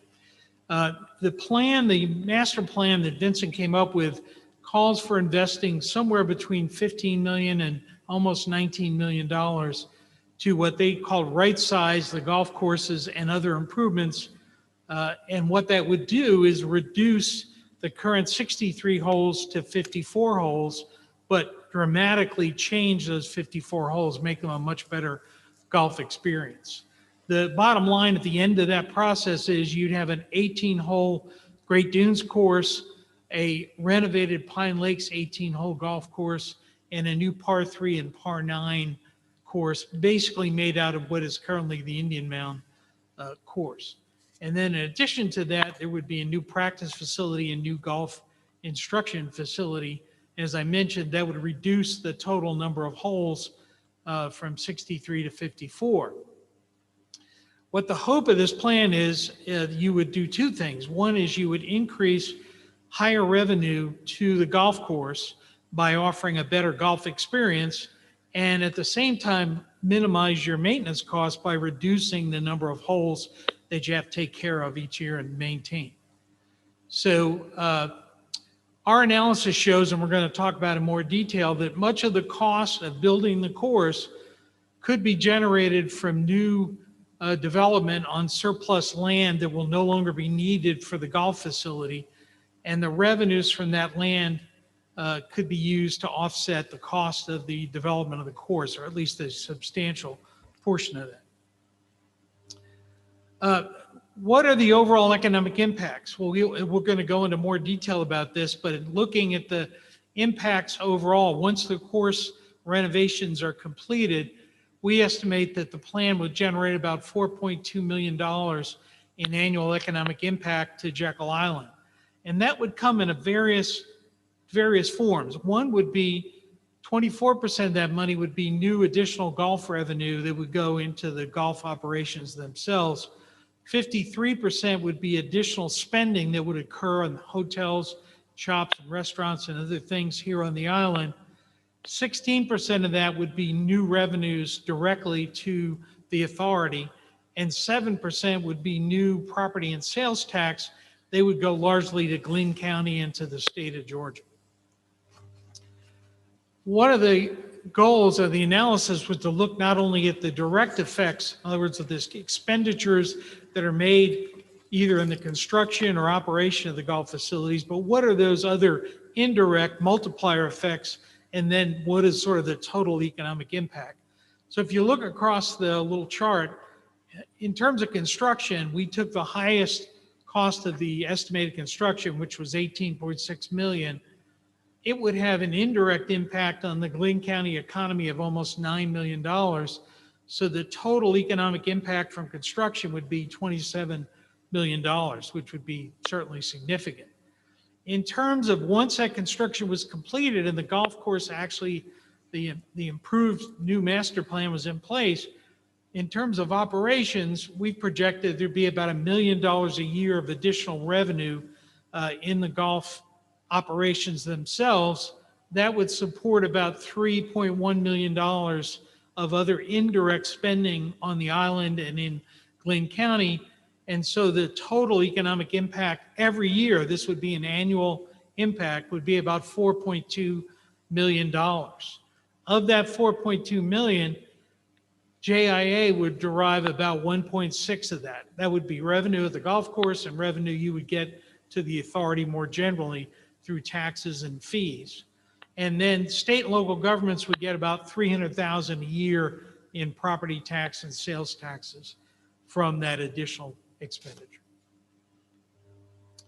This chart's probably a little small to read, but one of the other key measures we look at is, well, what's our return on investment? If we're the authority and we're going to spend money to redo the golf courses, what can we anticipate back as our return on that investment? So again, I use the 18.6 million number as what we're going to spend. And again, that's the most of the three alternative costs. That would be the highest. So we've assumed that's the most conservative. And based on that, we estimate what we like to call the cash on cash return. That is, if the Jekyll Island Authority invests 18.6 million, how much money actually comes directly back to the authority? We estimate that's about 1.6 a year, so you get about a 9% return on your investment of that 18 million. If we look more broadly at total economic impacts, and that would be benefits to the local economy, to Glynn County, to the school system, to all the other beneficiaries, the return is about 22% a year. So you're getting 22% back of what JIA would invest in that 18.6 million. Another way to look at this is just another measure of return is what we call the payback period. How long does it take you to get the money back that you invest in the project? It's a very simple measure. And if you look at payback period, based on Jekyll Island getting about $1.7 million a year in revenues back, it would take you 11 years to get your cash back that you invested in the golf renovation. And if we look at total economic impacts, it would take about 4.5 years. So those are just kind of two measures of what that impact would be. Obviously, if we chose a lower cost alternative, one of the other two options, the return would be quicker. In this chart, one of the key things we looked at was, could revenues from development of some of the surplus land on the golf course around the course that is no longer going to be needed generate any revenue that could then be used to offset the development of the course?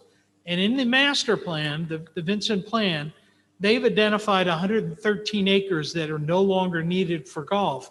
Because again, we're shrinking the overall footprint from 63 holes down to 54 holes. And so as a result, they identified 113 acres that will be what they would be surplus for the golf purpose. In their plan, 82 of those acres are designated for conservation. And so the majority of that land will go back into, it's either natural state or it's conservation land, but not be developed. And they identified a potential 31 acres of that 113 that could be used for commercial or residential development. And then basically what we did is we did three development scenarios. Option one is the Vincent plan exactly as it's presented in the master plan. Option two is a slightly denser version of the Vincent plan on the same acreage, same square footage, but a little more dense development. And option three is basically that second plan plus the addition of a single-family cottage development on 9 acres.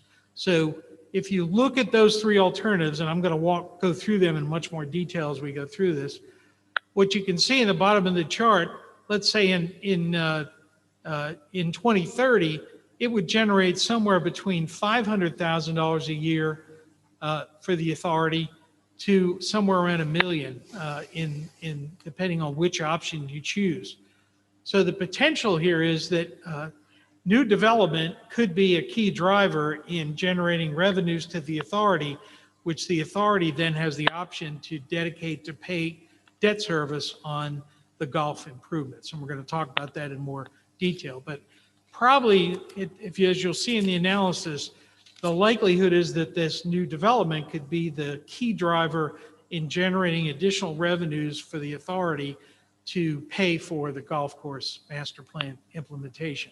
And it's really a question for the board to decide how intensely and which approach or plan that you would prefer.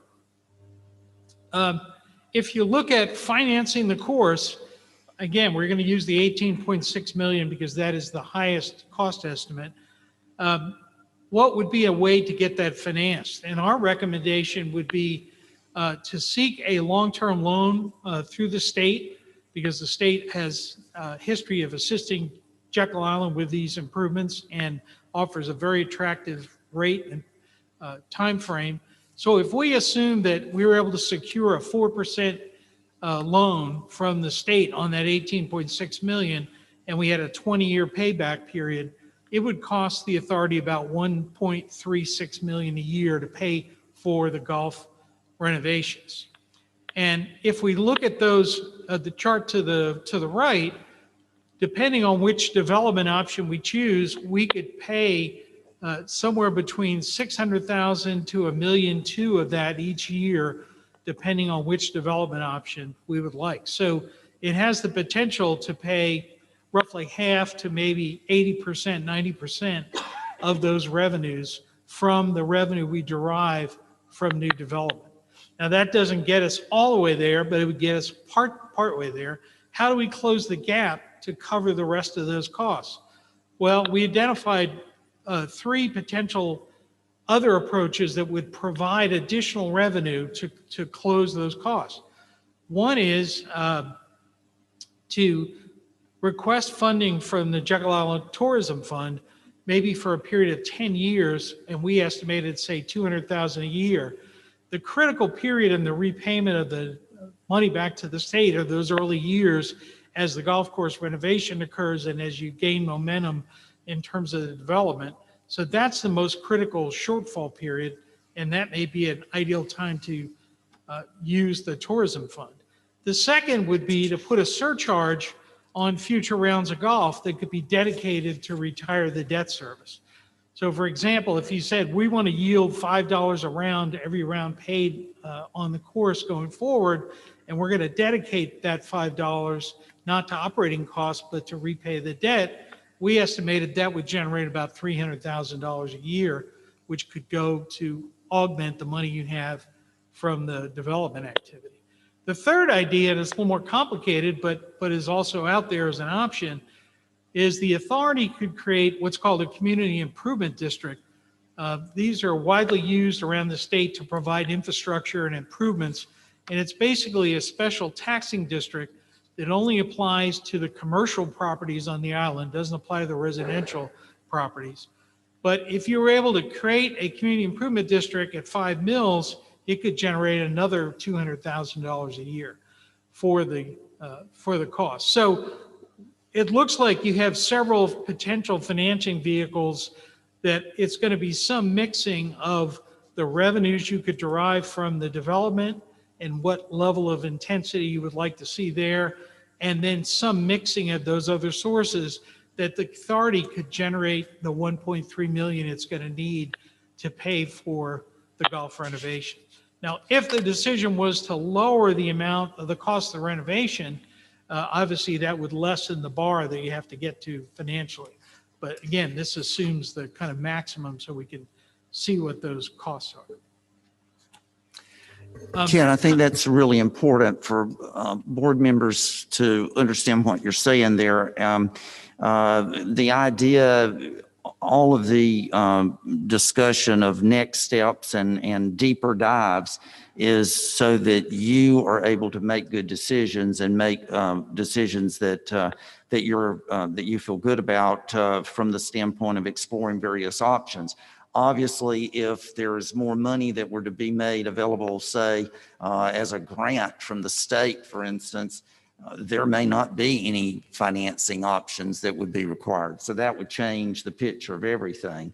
And some of the options that Ken's, that he's suggested, such as the community improvement district, we still have to do some legal review there to make sure that that would even be an option for you to consider, because with Jekyll not being a taxing authority, then it may or may not be a possibility. So Melissa's looking at that now, as a matter of fact. But just looking at various options is where we are. Great.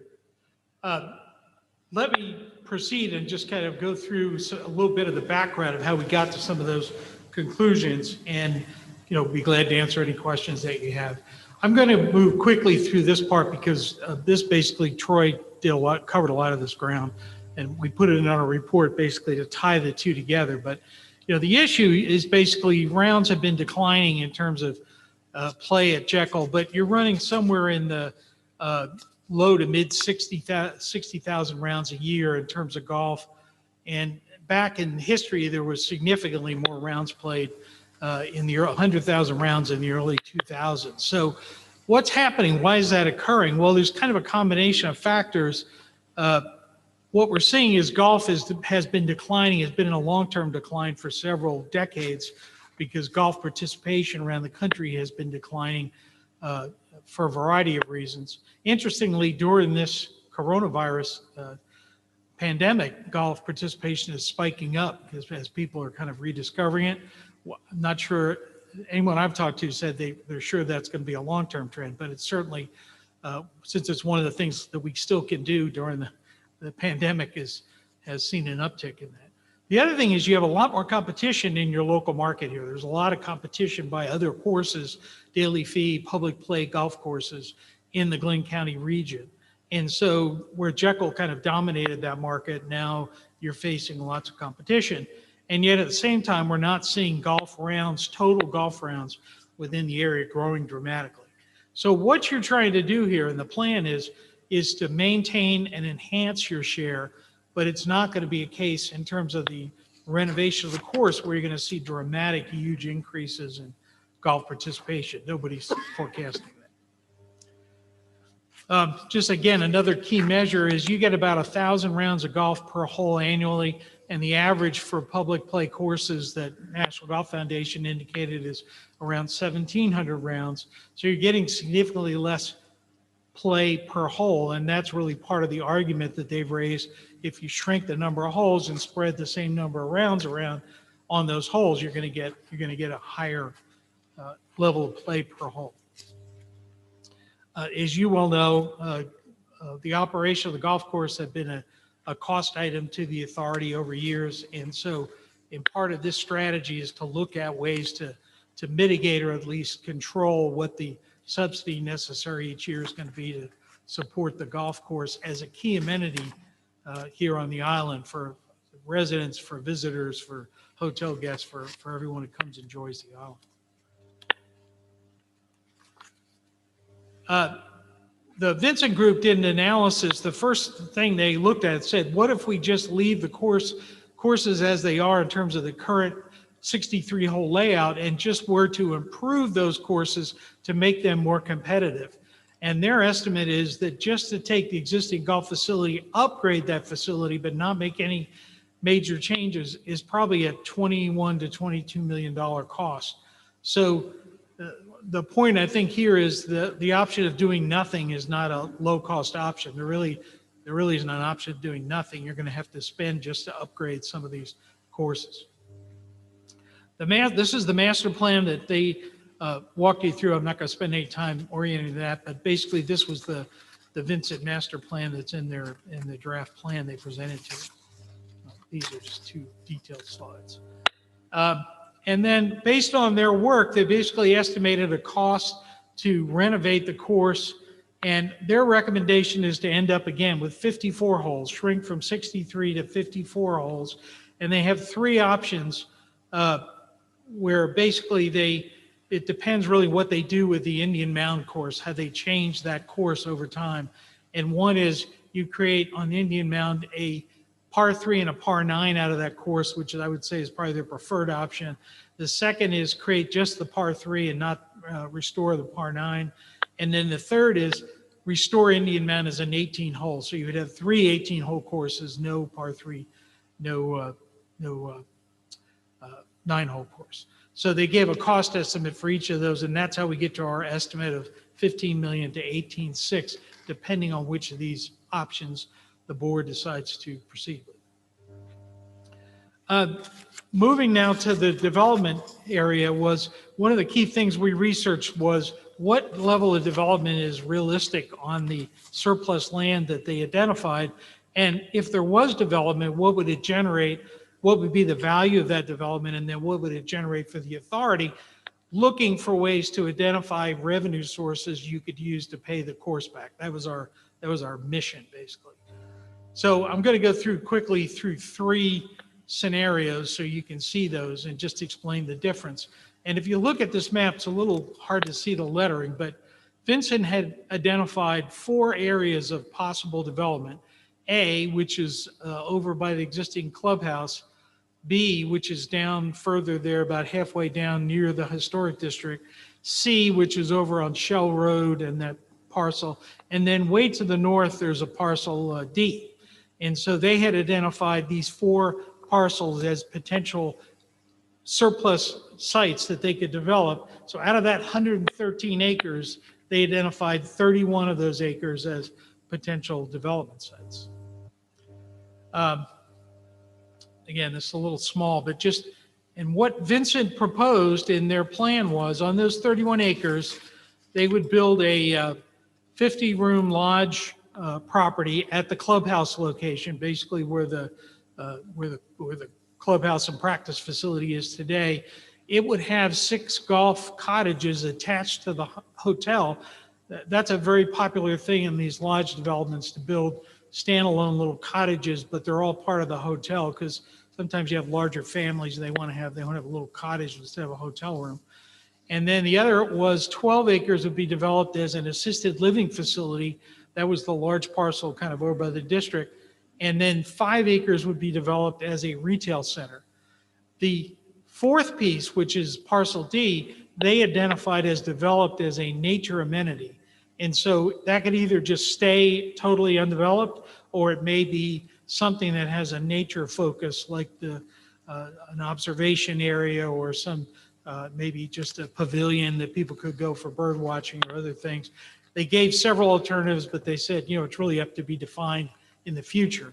So in reality, the commercial development in their plan only occurs on parcels A, B, and C, where you have the lodge, the assisted living, and the potential retail center. So we did an estimate of what the value of that would be in terms of what the real estate value would be of that property, and it's around $22 million. And then in terms of our analysis for the authority, what would the authority derive as revenues potentially if that development occurred? We assumed it would take several years.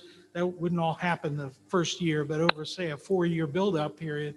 How much money would the authority potentially generate? And in these analyses, there's really 2 ways the authority makes most of its money. One is the ground lease on the space, on the land where the development occurs. That's probably the primary reason. Number 2 is if that development includes a hotel or some type of rental lodging space, the authority can receive a hotel motel tax from that facility.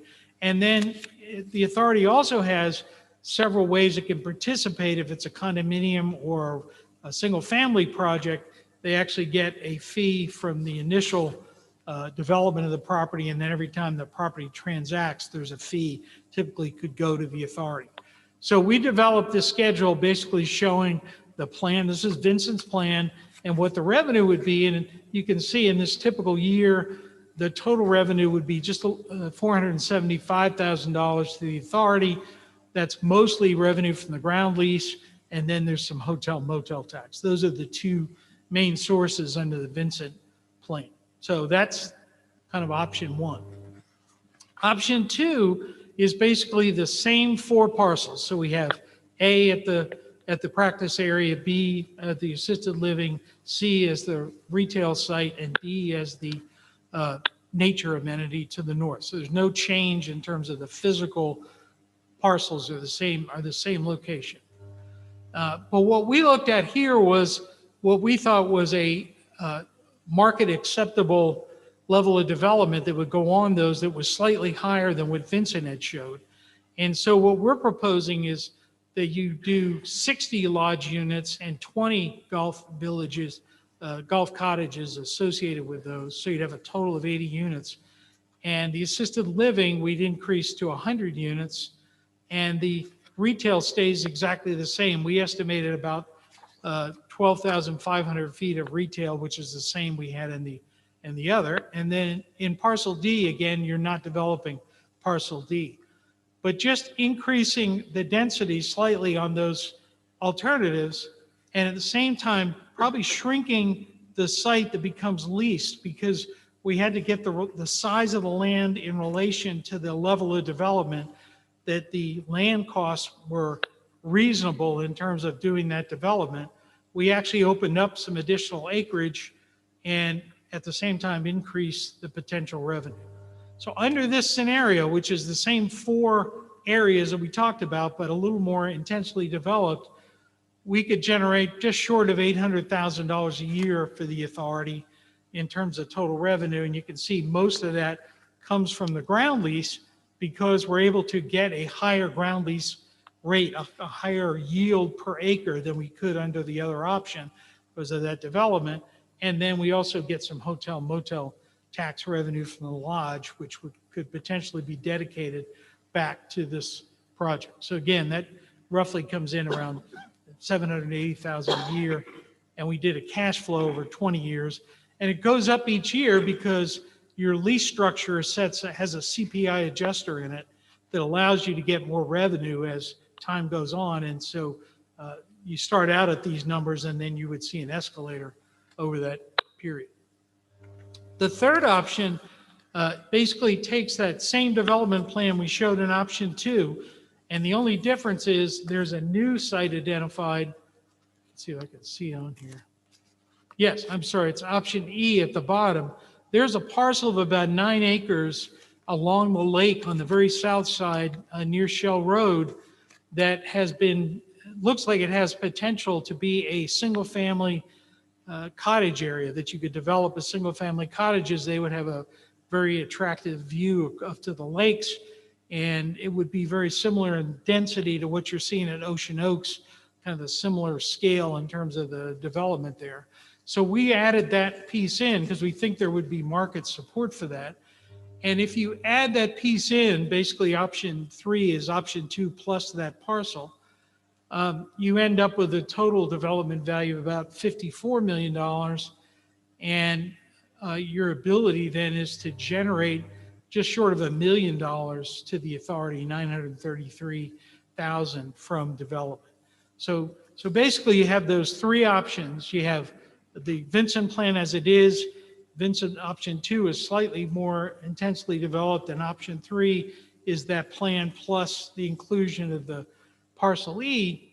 The reality is, because we're not using as much land on some of the other parcels, the total developed area would stay at the 31 acre maximum. We wouldn't exceed that because again, we're not developing the nature amenity area D, and we've also got some extra land around the lodge property and the retail site. We only use 2 acres instead of 5. This is that chart we showed earlier, and the main point for the board to consider is under each of these options, we have various estimates of how much annual revenue could be generated to pay for the course. And so if you look at that chart above, just take the first year, you're ranging somewhere between $458,000 a year if you follow the exact Vincent plan, up to almost $1 million a year under option 3. So, those again are just presented to give you some choices to consider. And under each of these options, we still preserve the 82 acre conservation land. We haven't moved on to that property, and we're ending up with 31 acres of development. Just to give you a visual idea of what we're talking about, the new lodge property could be something like this. These would be typical, the kind of cottages that they would build. So you'd have the lodge, would have most of the rooms there. We would have the new grill in the ground floor of the lodge. Probably the golf shop may move over there as well. So you're going to have activity in the lodge. And the big change would be having the restaurant there instead of in the clubhouse where it is now. And then you'd have the cottages would be clustered around the lodge as part of their property. Senior living, there's all kinds of models, but this is kind of an example of a pretty low density senior living community. 2 things typically happen. You have common area buildings where you have shared food service and care space, and this could include assisted living, independent living, or it might be memory care as part of that. And then the current trend is to also build a set of smaller standalone units which are on that campus, and they get the services, but folks can live in their own unit. And those would be like little casita units or little ranch houses that would be on the property. And so what you'd end up with is a mix probably of 60 units in a common building and 40 of these smaller side units. The exact specifications would be, when somebody came in and proposed that, but I think that scale is probably the likely product you would see there would be interest in terms of Jekyll as a location. Now, all of those pictures that you just saw, all of those concepts were also in the Vincent study. Yes. So that is all the same of everything you've seen up until now. Correct. Retail, we estimated building about 12,500 feet of retail. That could be one structure. It could be a small shopping center. It could be a series of small buildings. There's a lot of different formats that could go in. But our estimate is that could all be done easily on a 2-acre parcel with adequate parking and buffering and landscaping, not 5 as we initially had looked at. And then the last idea for option E was to basically allow for additional single-family cottages on the lake. And, those, we just took examples of some of the kind of cottage architecture that would be developed there. And that product has certainly been well received here on the island from the earlier Ocean Oaks development that occurred. Given all that, kind of what are the impacts? Well, the economic impacts, as we talked about earlier, have summarized. We're estimating that the improvements to the golf course would generate about $1 million of annual additional revenue to the golf course if all those improvements were implemented. And where would that come from? And I worked on this with the Vincent folks and also drew on the information in the National Golf Foundation study. But a couple key things. We're not really looking at big growth in terms of total rounds that would be played at the facility, because that's not the way the golf industry is kind of moving. What you're ending up with is we would try to get additional premium golf rounds, 6,000 rounds at a higher rate. Those probably would come mostly from the hotel guests who would stay and play golf as part of a package or part of the island. The other thing is the development of this 9-hole and this new par 3 course is being, we're seeing examples around the region where these are really attracting lots of young golfers, kind of millennial level golfers, to dip into the sport. They can go for an hour or two, don't have to commit a half a day activity. And they have been very successful. And that's kind of Vincent's idea of what this par 3 and 9-hole could be. So combined, they could generate 20,000 rounds at a higher return than we've seen. We don't have the par 3 currently. Then you would generate from that activity additional sales in the pro shop, in the cart revenue, and the range revenue. I spoke to a gentleman in the Bobby Jones golf course in Atlanta, just had a major redo, and they were indicating to me just their driving range is generating $1 million a year in additional revenue because they've made that a much more attractive place to play. And obviously they're in a major market area, but I think there's a lot of what's in the plan is to basically bring some things to Jekyll's golf experience that don't really exist now. And then that will enhance the revenue potential as from that. So again, as we mentioned, we're estimating about $1 million. If we look at the construction costs, we went through this a little bit in detail, but if you go spend the 18.6, the multiplier effects for Glynn County be about 1.4, and that would generate about $9 million in indirect impacts in the Glynn economy. Total impact would be about $27 million. In terms of other indirects, we looked at 4 things here. One was, what would be the impacts on, particularly on the hotels, from the additional improvements to the golf facility? And we estimated, based on our discussion with some of the hoteliers and what was in the National Golf Report, that we could generate an additional 5,000 room nights off that enhanced golf experience. So that would generate additional both room night revenue and hotel revenue. And then in your earlier study that you had done by the Selig Center, we used their metrics on what a guest typically spends. That would be another $100 a day, $109 a day, that would be $274,000. And then they also have an estimate on your day visitor. And so we assume most of the par 3 and the 9 holders would be day visitors. They would just come to play, and they estimated $46. So total impact would be about 2.2 million of additional expenditures. Then in terms of revenues to you, to the authority, and we mentioned before, we said the development itself would generate about 500,000. We use the option 1 Vincent estimate here, the low estimate. You'd generate additional hotel taxes of about 45,000. And then we get additional parking revenue from the additional day trippers who came to the island. So combination is the authority could generate around $670,000 a year in revenues directly to Jekyll from that additional spending that would be going on the island. In terms of other taxes, unfortunately or fortunately, Jekyll does not participate in the property tax directly, but Glynn County and Glynn County Schools would get about $113,000 a year from the new development that would be occurring on the surplus properties. And then we estimated, based on the spending above, that it would generate $63,000 in local sales taxes. That is the loss tax and the e-splosh to the school system, $63,000, and about $127,000 back to the state of Georgia, because they keep 4 pennies of the 6 pennies. So the total tax effect would be about $305,000 in terms of indirects.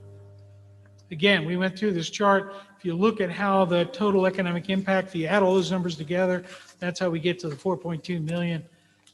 24% of that is golf revenue, 53% is other indirects, 16 is money comes back directly to the authority, and 7% is property and sales tax. I'm not going to go through this chart again because we did do that one. And again, if we have any questions on the investment or payback, I'd be glad to go through that. A little more detail just on the financing options. We talked earlier about, what those options are, and depending on the level intensity of development you wanted to have, we laid out basically how much would be covered by the Vincent plan under option 1, option 2, and option 3. Option 1 would cover between 34 and 43% of the debt service we estimate would be needed for the state. Option 2 would cover between 60 and almost 80% of that, and option 3 would cover 71 to 93%. The reason for the change is because of CPI adjustments and other things, your revenue actually goes up each year, and the hotel motel tax. So you have an escalating amount of potential revenue that you're going to get here. If we look outside and say, okay, that's obviously not enough to get this done, it's a big step in the right direction. What are those other options? And as we mentioned, looking at a commitment from the Tourism Development Fund, which is funded by the hotel motel tax, would seem to be something that would be worth consideration. And I just put a recommendation of 200,000. Obviously, that's up to you to decide. The other is the idea of putting this golf surcharge on, which when the renovations are completed, you basically use that revenue dedicated back to retiring some of the debt service. And it's a pretty modest amount in terms of the total rounds. There's definitely pressure in all the golf markets today. The price is a big issue. And so you have limited ability to just raise prices and say, we're just going to jack the price up to cover the cost. The reason being, you've got so many competitors here in the market, and everybody watches very closely where those price points go. So you can recoup some of it, but I'm not, it wouldn't, the easy answer in the 90s would have been just raise the rate to cover the difference. That isn't the way golf has been going. Jones mentioned the other option is a community improvement district. That district would have to be formed by Glynn County, because the districts have to be formed by municipalities or county governments. You would basically run it. It would be run by the authority. It would have a board that managed it of the commercial property owners. They would be approved by Glynn County, and Glynn County has an oversight role in that process. But basically, these have been used all over the state for infrastructure type improvements, have been very successful. And we estimated, based on the value of the commercial properties on the island, would generate about $200,000 a year, depending on what you set the millage at. The last point I'd raise is we really looked at this as how do we fund our own improvements that was kind of our initial focus. But I think there's another very significant area that's worth looking into, which is, could you attract other grant and foundation support? Maybe not to cover the whole 18 million, that's a big number, but I think you could probably cover significant parts of that because you have an environmental set of issues. You're dealing with that conservation land and the conversion of that land back to its natural state. That may be eligible for grants and support. And in addition, we had some discussions with the Bobby Jones golf course folks. They have created a foundation. They were actually able to raise $22 million to pay for the renovation of the course through corporate and foundation dollars. And there's some key aspects of that because Jekyll is public and Jekyll is basically a public daily play course that would be very attractive from their perspective to help expand golf participation in this part of Georgia.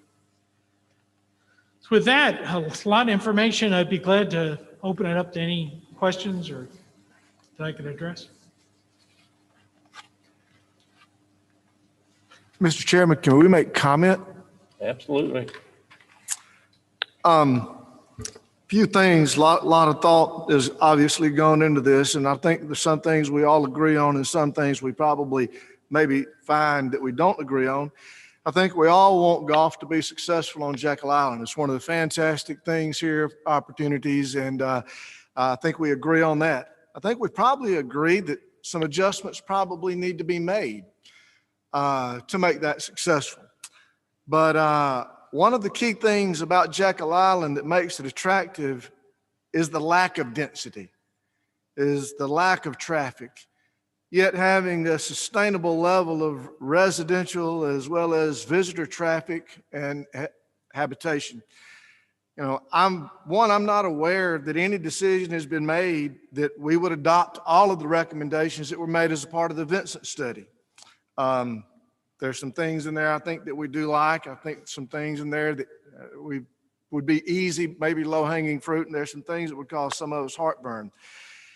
Secondly, adopting, and I'm speaking for me personally, adopting any plan above and beyond that scenario seems to sort of push that envelope of what we're talking about density. Once again, I go back to what makes Jekyll Island different, and I won't call other islands names, but just the reality that makes Jekyll Island the gem of the Golden Islands that we think it is.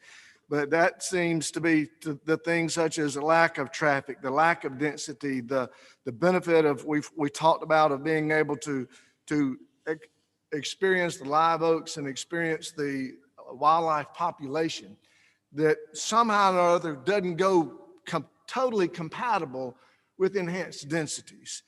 So that causes some concern. Thirdly, you know, we've got a tremendously successful experience in the last 12 years of making retail successful. As you look at what has happened with the number of the retail establishments that we didn't have 12 years ago, and seemingly almost every couple of years, we're adding new people in the retail business and they're being able to be successful. But putting forth a plan that recommends, you know, adding questionably sustainable retail competition that may harm our existing retail partners, while at the same time not ensuring our future retail partners' success. I'd love to see the market studies that demand what types of things are needed so that we can have a positively symbiotic relationship between what currently exists from our retail partners presently for those in the future. So some of this seems to be getting some things a little bit going a little faster in terms of proposing enhancements above and beyond what the Vincent study said.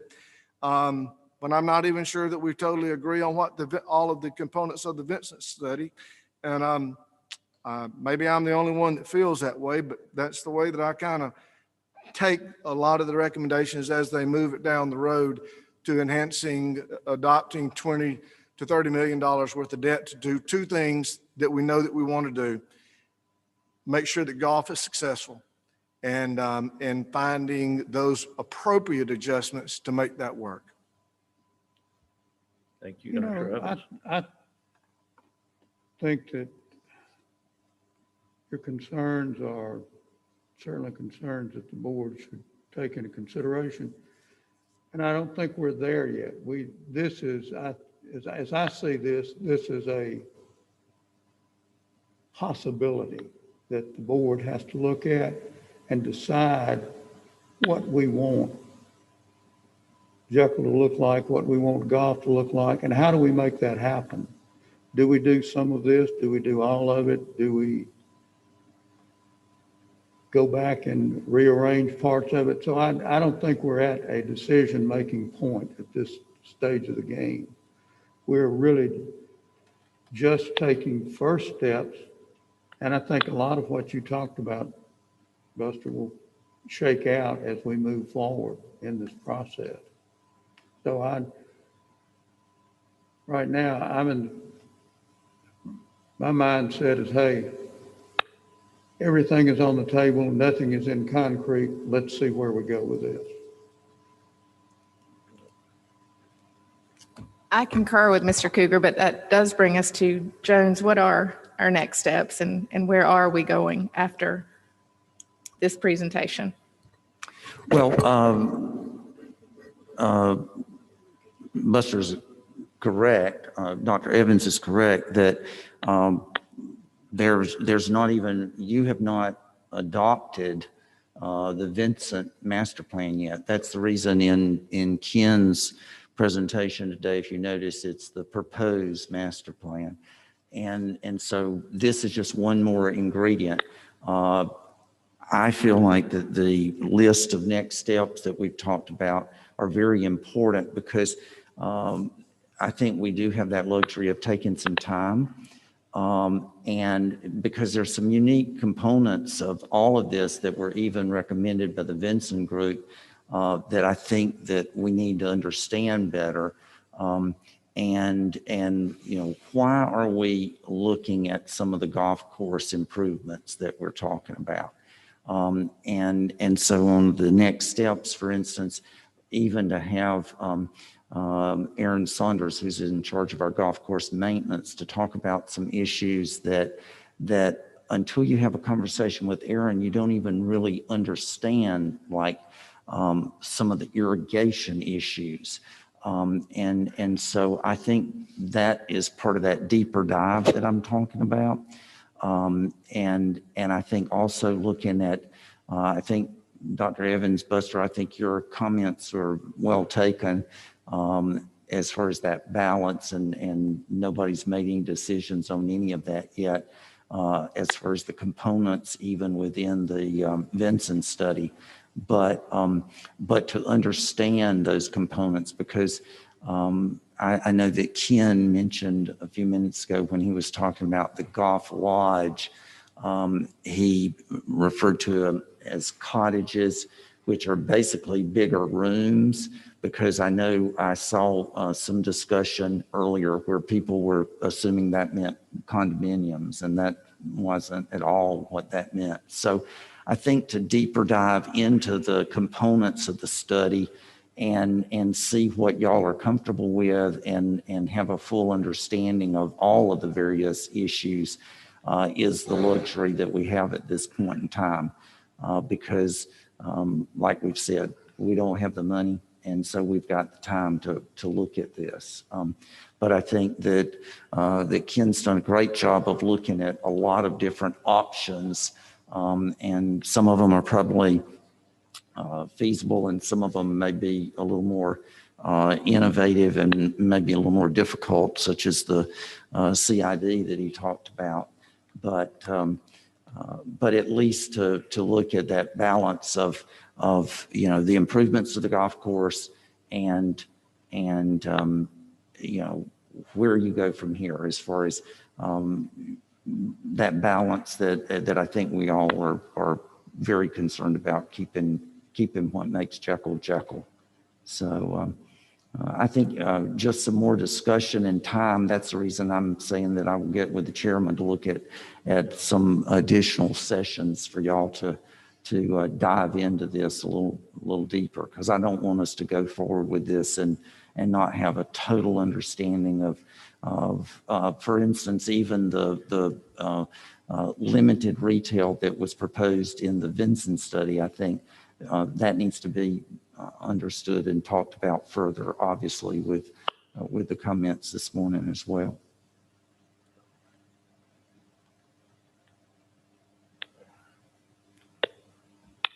There's no action required on this. No, sir.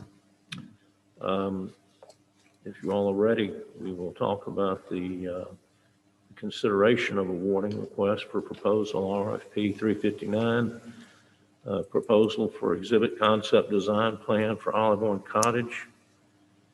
Andrea?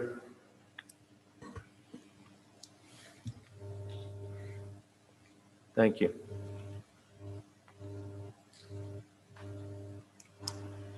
Good morning. So we first came before you back in February to discuss RFP 359 to develop an exhibit concept design plan for Hollyborn Cottage. To quickly review, the purpose of this project is to acquire the services of an exhibit and design firm with experience in museums and historic preservation to provide museum planning services for Hollyborn Cottage. Objectives of the project include developing an interpretive plan, creating a historic preservation plan for the cottage within goals and objectives, creating cost estimates for the project, and developing some fundraising materials. So with board approval, we posted RFP 359, and a total of 14 candidates submitted proposals for the project for consideration. We developed a review committee and reviewed and ranked all 14 proposals, and the top 6 candidates were invited to give presentations before the review committee on October 28th. Through the presentation and interview process, HW Exhibits emerged as the apparent finalist for the project. They are a public history division of Brockington and Associates. They possess over 30 years of experience in cultural resources management and museum exhibit design. They are based in Atlanta and Charleston, and they're a multidisciplinary team of historians, preservationists, interpretive writers, exhibit developers, and designers. They have chosen to partner with Metters for the purpose of this project. Metters is an architecture, conservation, and preservation firm. They possess over 30 years of preservation experience throughout the Southeast. They're located in Charleston, South Carolina, and they possess strengths in materials conservation, traditional building techniques, historic preservation, and sustainability. So the selected finalist would work closely and collaboratively with the Jekyll Island Authority and museum staff to create some new and dynamic and engaging visitor experiences for the public in Hollyborn Cottage while protecting and honoring the historic fabric of the cottage. The project is scheduled to take place over the course of 20 weeks for a total cost of $56,520.49. This bid falls within previously budgeted amounts and would not require any additional funding. So based on the selection committee's findings, staff recommends awarding RFP 359 to HW Exhibits pending contract completion and legal review. Thank you. Is there a motion to recommend the award of RFP 359 proposal for exhibit concept design plan for Hollyborn Cottage as recommended by staff? Is there a motion? So moved. We have a motion. Is there a second? Second. So moved and seconded. Any discussion? Okay. We're going to need to do a roll call. Thank you. Mr. Joseph B. Wilkinson, Jr. Aye. Mr. Bob Kruger. Aye. Mr. Bill Gross. Aye. Commissioner Mark Williams is not on the phone. Ms. Joy Birch Meeks. Aye. Mr. Trip Tollison is no longer on the phone. Dr. Buster Evans. Aye. And Mr. Dale Atkins. Aye. The vote of those present is unanimous. And it also shows we still have a quorum. Yes, sir. Okay, thank you. Okay.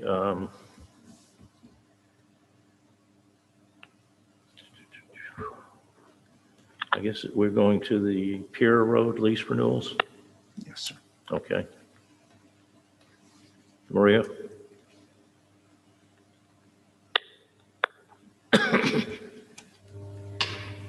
Good morning. For your consideration this morning, we have some renewals that have come up for the Pier Road shops. And we are proposing that the rent increase from $8.50 to $9 on those leases. Our general counsel's also been through those leases. They hadn't been looked at in quite some time and were in pretty simple language. And like Melissa's done with a lot of the contracts and leases, she has strengthened the language in that lease. The Pier Road shop merchants have reviewed the leases and staff recommends that these leases be approved. Any questions?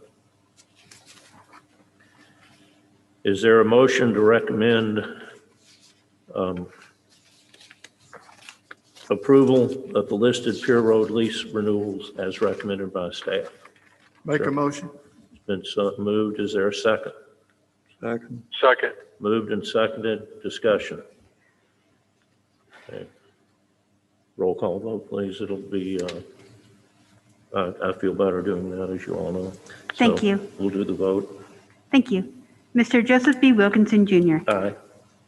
Mr. Bob Kruger. Aye. Mr. Bill Gross. Aye. Ms. Joy Birch Meeks. Aye. Mr. Trip Tollison. Okay, we've still lost him. Dr. Buster Evans. Aye. And Mr. Dale Atkins. Of those present, you have a unanimous vote. Right, thank you. And I believe now we go to Executive Director's report. Yes, sir. I'll be quick as possible. In your blue folders, you have the proposed 2021 board meeting dates. Obviously, those dates could shift based on the pandemic and consultation with the chair, but those are the dates that we have looked at, looking at the calendar and conflicts that we're aware of. So if you would note those on your personal calendars, it would be appreciated. Also, in your blue folders, you have a airport economic impact analysis that was developed by the Georgia Department of Transportation. What's interesting about this document is it was prepared looking at data from 2019. So it does not include, obviously, the pandemic impacts of this year, nor, though, does it include the fact that our fuel at the airport became available this year. And yet, with all of that, our annual economic impact as projected and studied by the state of Georgia from the local airport is $2.687 million. So it's a very good little report on the airport here on Jekyll. And we will bring a more detailed report to you. We anticipate that at the February board meeting. The ground lease for the parcel next to the Courtyard Residence Inn is the last parcel of the original revitalization effort that is remaining. And I just want to bring to your attention that in accordance with the ground lease, that the Second Amendment pushed out the dates a year, and that one of the requirements before LNWA can move forward with with any kind of action on that property is a marketing analysis. That's part of the original lease. And they are to undertake that study by November the 19th, 2020, to have retained a consultant and moving forward. And I'm pleased to say that I've had a very good discussion with Dave Curtis about this, and that our senior staff is reviewing their proposal now for their consultant to move forward with that study. This requires no action, Mr. Chairman. This is just a matter of information, but it's important information because it shows intent by that firm, and it also is a reminder of that parcel is still a parcel that is outstanding as far as revitalization is concerned. The other item that's important as a reminder is that board members will be having the opportunity to go and actually see the courtyard and residence inn construction project immediately following this meeting today. The Polk Cup was an overwhelming success, Right. and we're delighted that was able to occur. And the Polk family was very pleased with that event. Spencer, you're here today. You and your team did a great job with that event. And you'll remember, board members, that this event will become the first golf tournament that we actually sponsor with proceeds going to the Jekyll Island Foundation. And so we're excited about the future of this event. And Spencer, anything you'd like to add to that? We're good? It was a great first tournament, inaugural tournament, and so very pleased with that. I'm delighted to report that we will have the State Historic Preservation Officer visiting with us this afternoon, looking at some projects within the historic district. And Michael will be, it'll be an opportunity for us to introduce Michael to Dr. Crass. And so that'll be occurring this afternoon. Also, I'm even more delighted, Mr. Chairman, to report that we heard from the governor's office yesterday that you have been reappointed, and also that Mr. Gross has been reappointed to the board. And as a result of the pandemic, the actual swearing in by the governor will be taken at a later date, but the oath of office will be signed with a notary, and Michelle will facilitate that for you. So congratulations. We're delighted to have both of you gentlemen working with us again. Also, I just will mention very quickly that if you, I know board members have been following this. We've been trying to keep you updated on the ransom attack that we experienced. If anyone has any interests or concerns or questions about that, if they go to the Jekyll Island Authority website, there's a gray bar right at the top of the page that you just click on there, and information is presented for you. I'm pleased to report that as of this week, we will have distributed about 7,000 letters to last known addresses with very specific information and codes for persons that could have been impacted by this breach.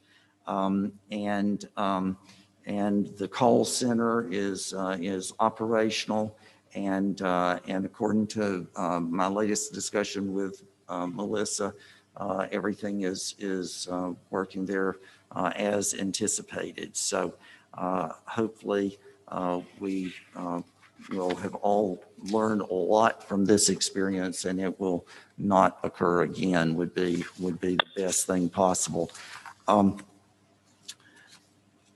Mr. Chairman, that's all that I have to report on today. Thank you. And I will just say once again,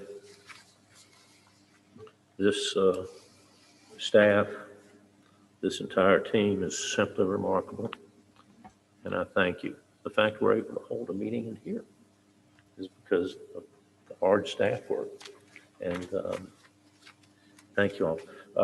We'll open the floor for any public comments. Public comments can also be submitted on the Board of Directors website. Okay. The next thing is, does anyone want a break? Hey. Good morning. Beverly Hopkins, full-time resident on the island. I decided to come in person today, just at least for part of the meeting. First, I just want to do a quick thank you to Jones and Noel for the hard work on getting the bike path work done and working their magic to ensure that that additional portion is being addressed. That's one of the most treacherous sections along Beachview, and it would be great to have that fixed.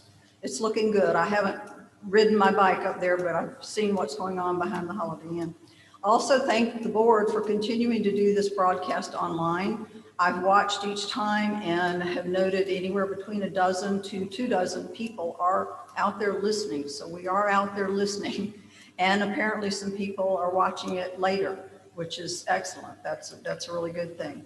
I am one of the residents who expressed concern this week about not seeing the public comments that are made online showing up so that we can see them later. I do understand that's being discussed, and I just would encourage that those be put out there, just like the comments that are made within the meetings. It is important. I wanted to mirror some of what Buster said. I read the Bleakley report and was immediately concerned about the additional amount of development that's in it. I do understand this is just one little part of the puzzle that has to be put together before any kind of golf master plan is actually implemented. And I look forward to being able to watch and listen in to the work sessions. I think that's also important for the public to have a chance to do that. The fact that the development is increased is of concern. Once you start putting up buildings in concrete, you can't go backwards. And I realize a lot of this land is wanting to be classified as surplus, but it's green space. When I think about who benefits from that development, I'm not sure who that is. I mean, I know JIA gets money out of it. It makes me wonder, is it going to be those same 2 developers that have done so much development on the island in the past 10 years? It's not the people who come to visit the island. In fact, what that kind of development is going to be detrimental to what people want from Jekyll. My family started coming here in the 1980s, and I've got a niece and nephew who literally grew up on this island. They're in their 20s now, so I get emotional too. They have explored every nook and cranny of this island as children and as adults. I would like for that legacy to go on for their children, my grandchildren, my grandchildren's grandchildren, and on and on. So I just think we need to be really careful. We shouldn't be striving to be a mini St. Simon's or a mini Hilton Head. That's not what Jekyll's about. A lot of people still think of Jekyll as a state park, and it's really hard to see a state park have continuing development going on in it. So I just encourage that we just really think careful about what we do going forward. I won't address much about the golf courses. I'm not a golfer. I rely on my golfing friends to give me their input on the golf course part of it. So thank you. Thank you. Any others? Remember, you can go online. Anyone need a break, or you want to move on? Council, I don't need roll calls on this next portion, do I? Can I do a voice vote? If we can just say who's in it on the phone and in person, then we can go for it. I tell you what, I'm going to do a roll call, I'll do roll calls, just to be safe. Yeah. We don't need to do a roll call on every vote. We could just take attendance at the very beginning. Okay. Thank you so much. So we still have quorum. Mr. Chairman, like- you can have the phone, let's have the persons on the phone identify themselves. Yeah, that would be good. Would board members on the phone please identify yourself? Bill Atkins. Dale Atkins, And Bill Gross. Bill Gross. And there Anyone else? are 4 of us here, so that's 6. Okay. Okay. Next, the minutes of the October 20th meeting. Is there a motion to accept the minutes of the October 2020 board meeting as presented? So moved. So moved. So moved. A second.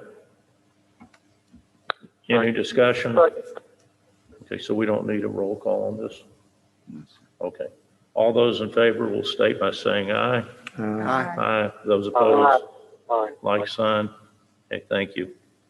The request for ratification of financial expenditure for additional bike path rehabilitation. Board members have received a finance committee recommendation to approve the request for ratification of financial expenditure for additional bike path rehabilitation. Is there any further discussion? No motion or second is needed since it's committee. No discussion? Okay. Going to call for the vote. Let's do a roll call. Sure. Mr. Joseph B. Wilkinson Jr. Aye. Mr. Bob Kruger. Aye. Mr. Bill Gross. Aye. Ms. Joy Birch Meeks. Aye. Dr. Buster Evans. Aye. Mr. Dale Atkins. Aye. The vote is unanimous of those present. Thank you. Passes. Board members have received a finance committee recommendation to approve the capital request for emergency repair and ratification of fire hydrant rehabilitation expenditure. Is there any further discussion? No motion, or, the second is not needed.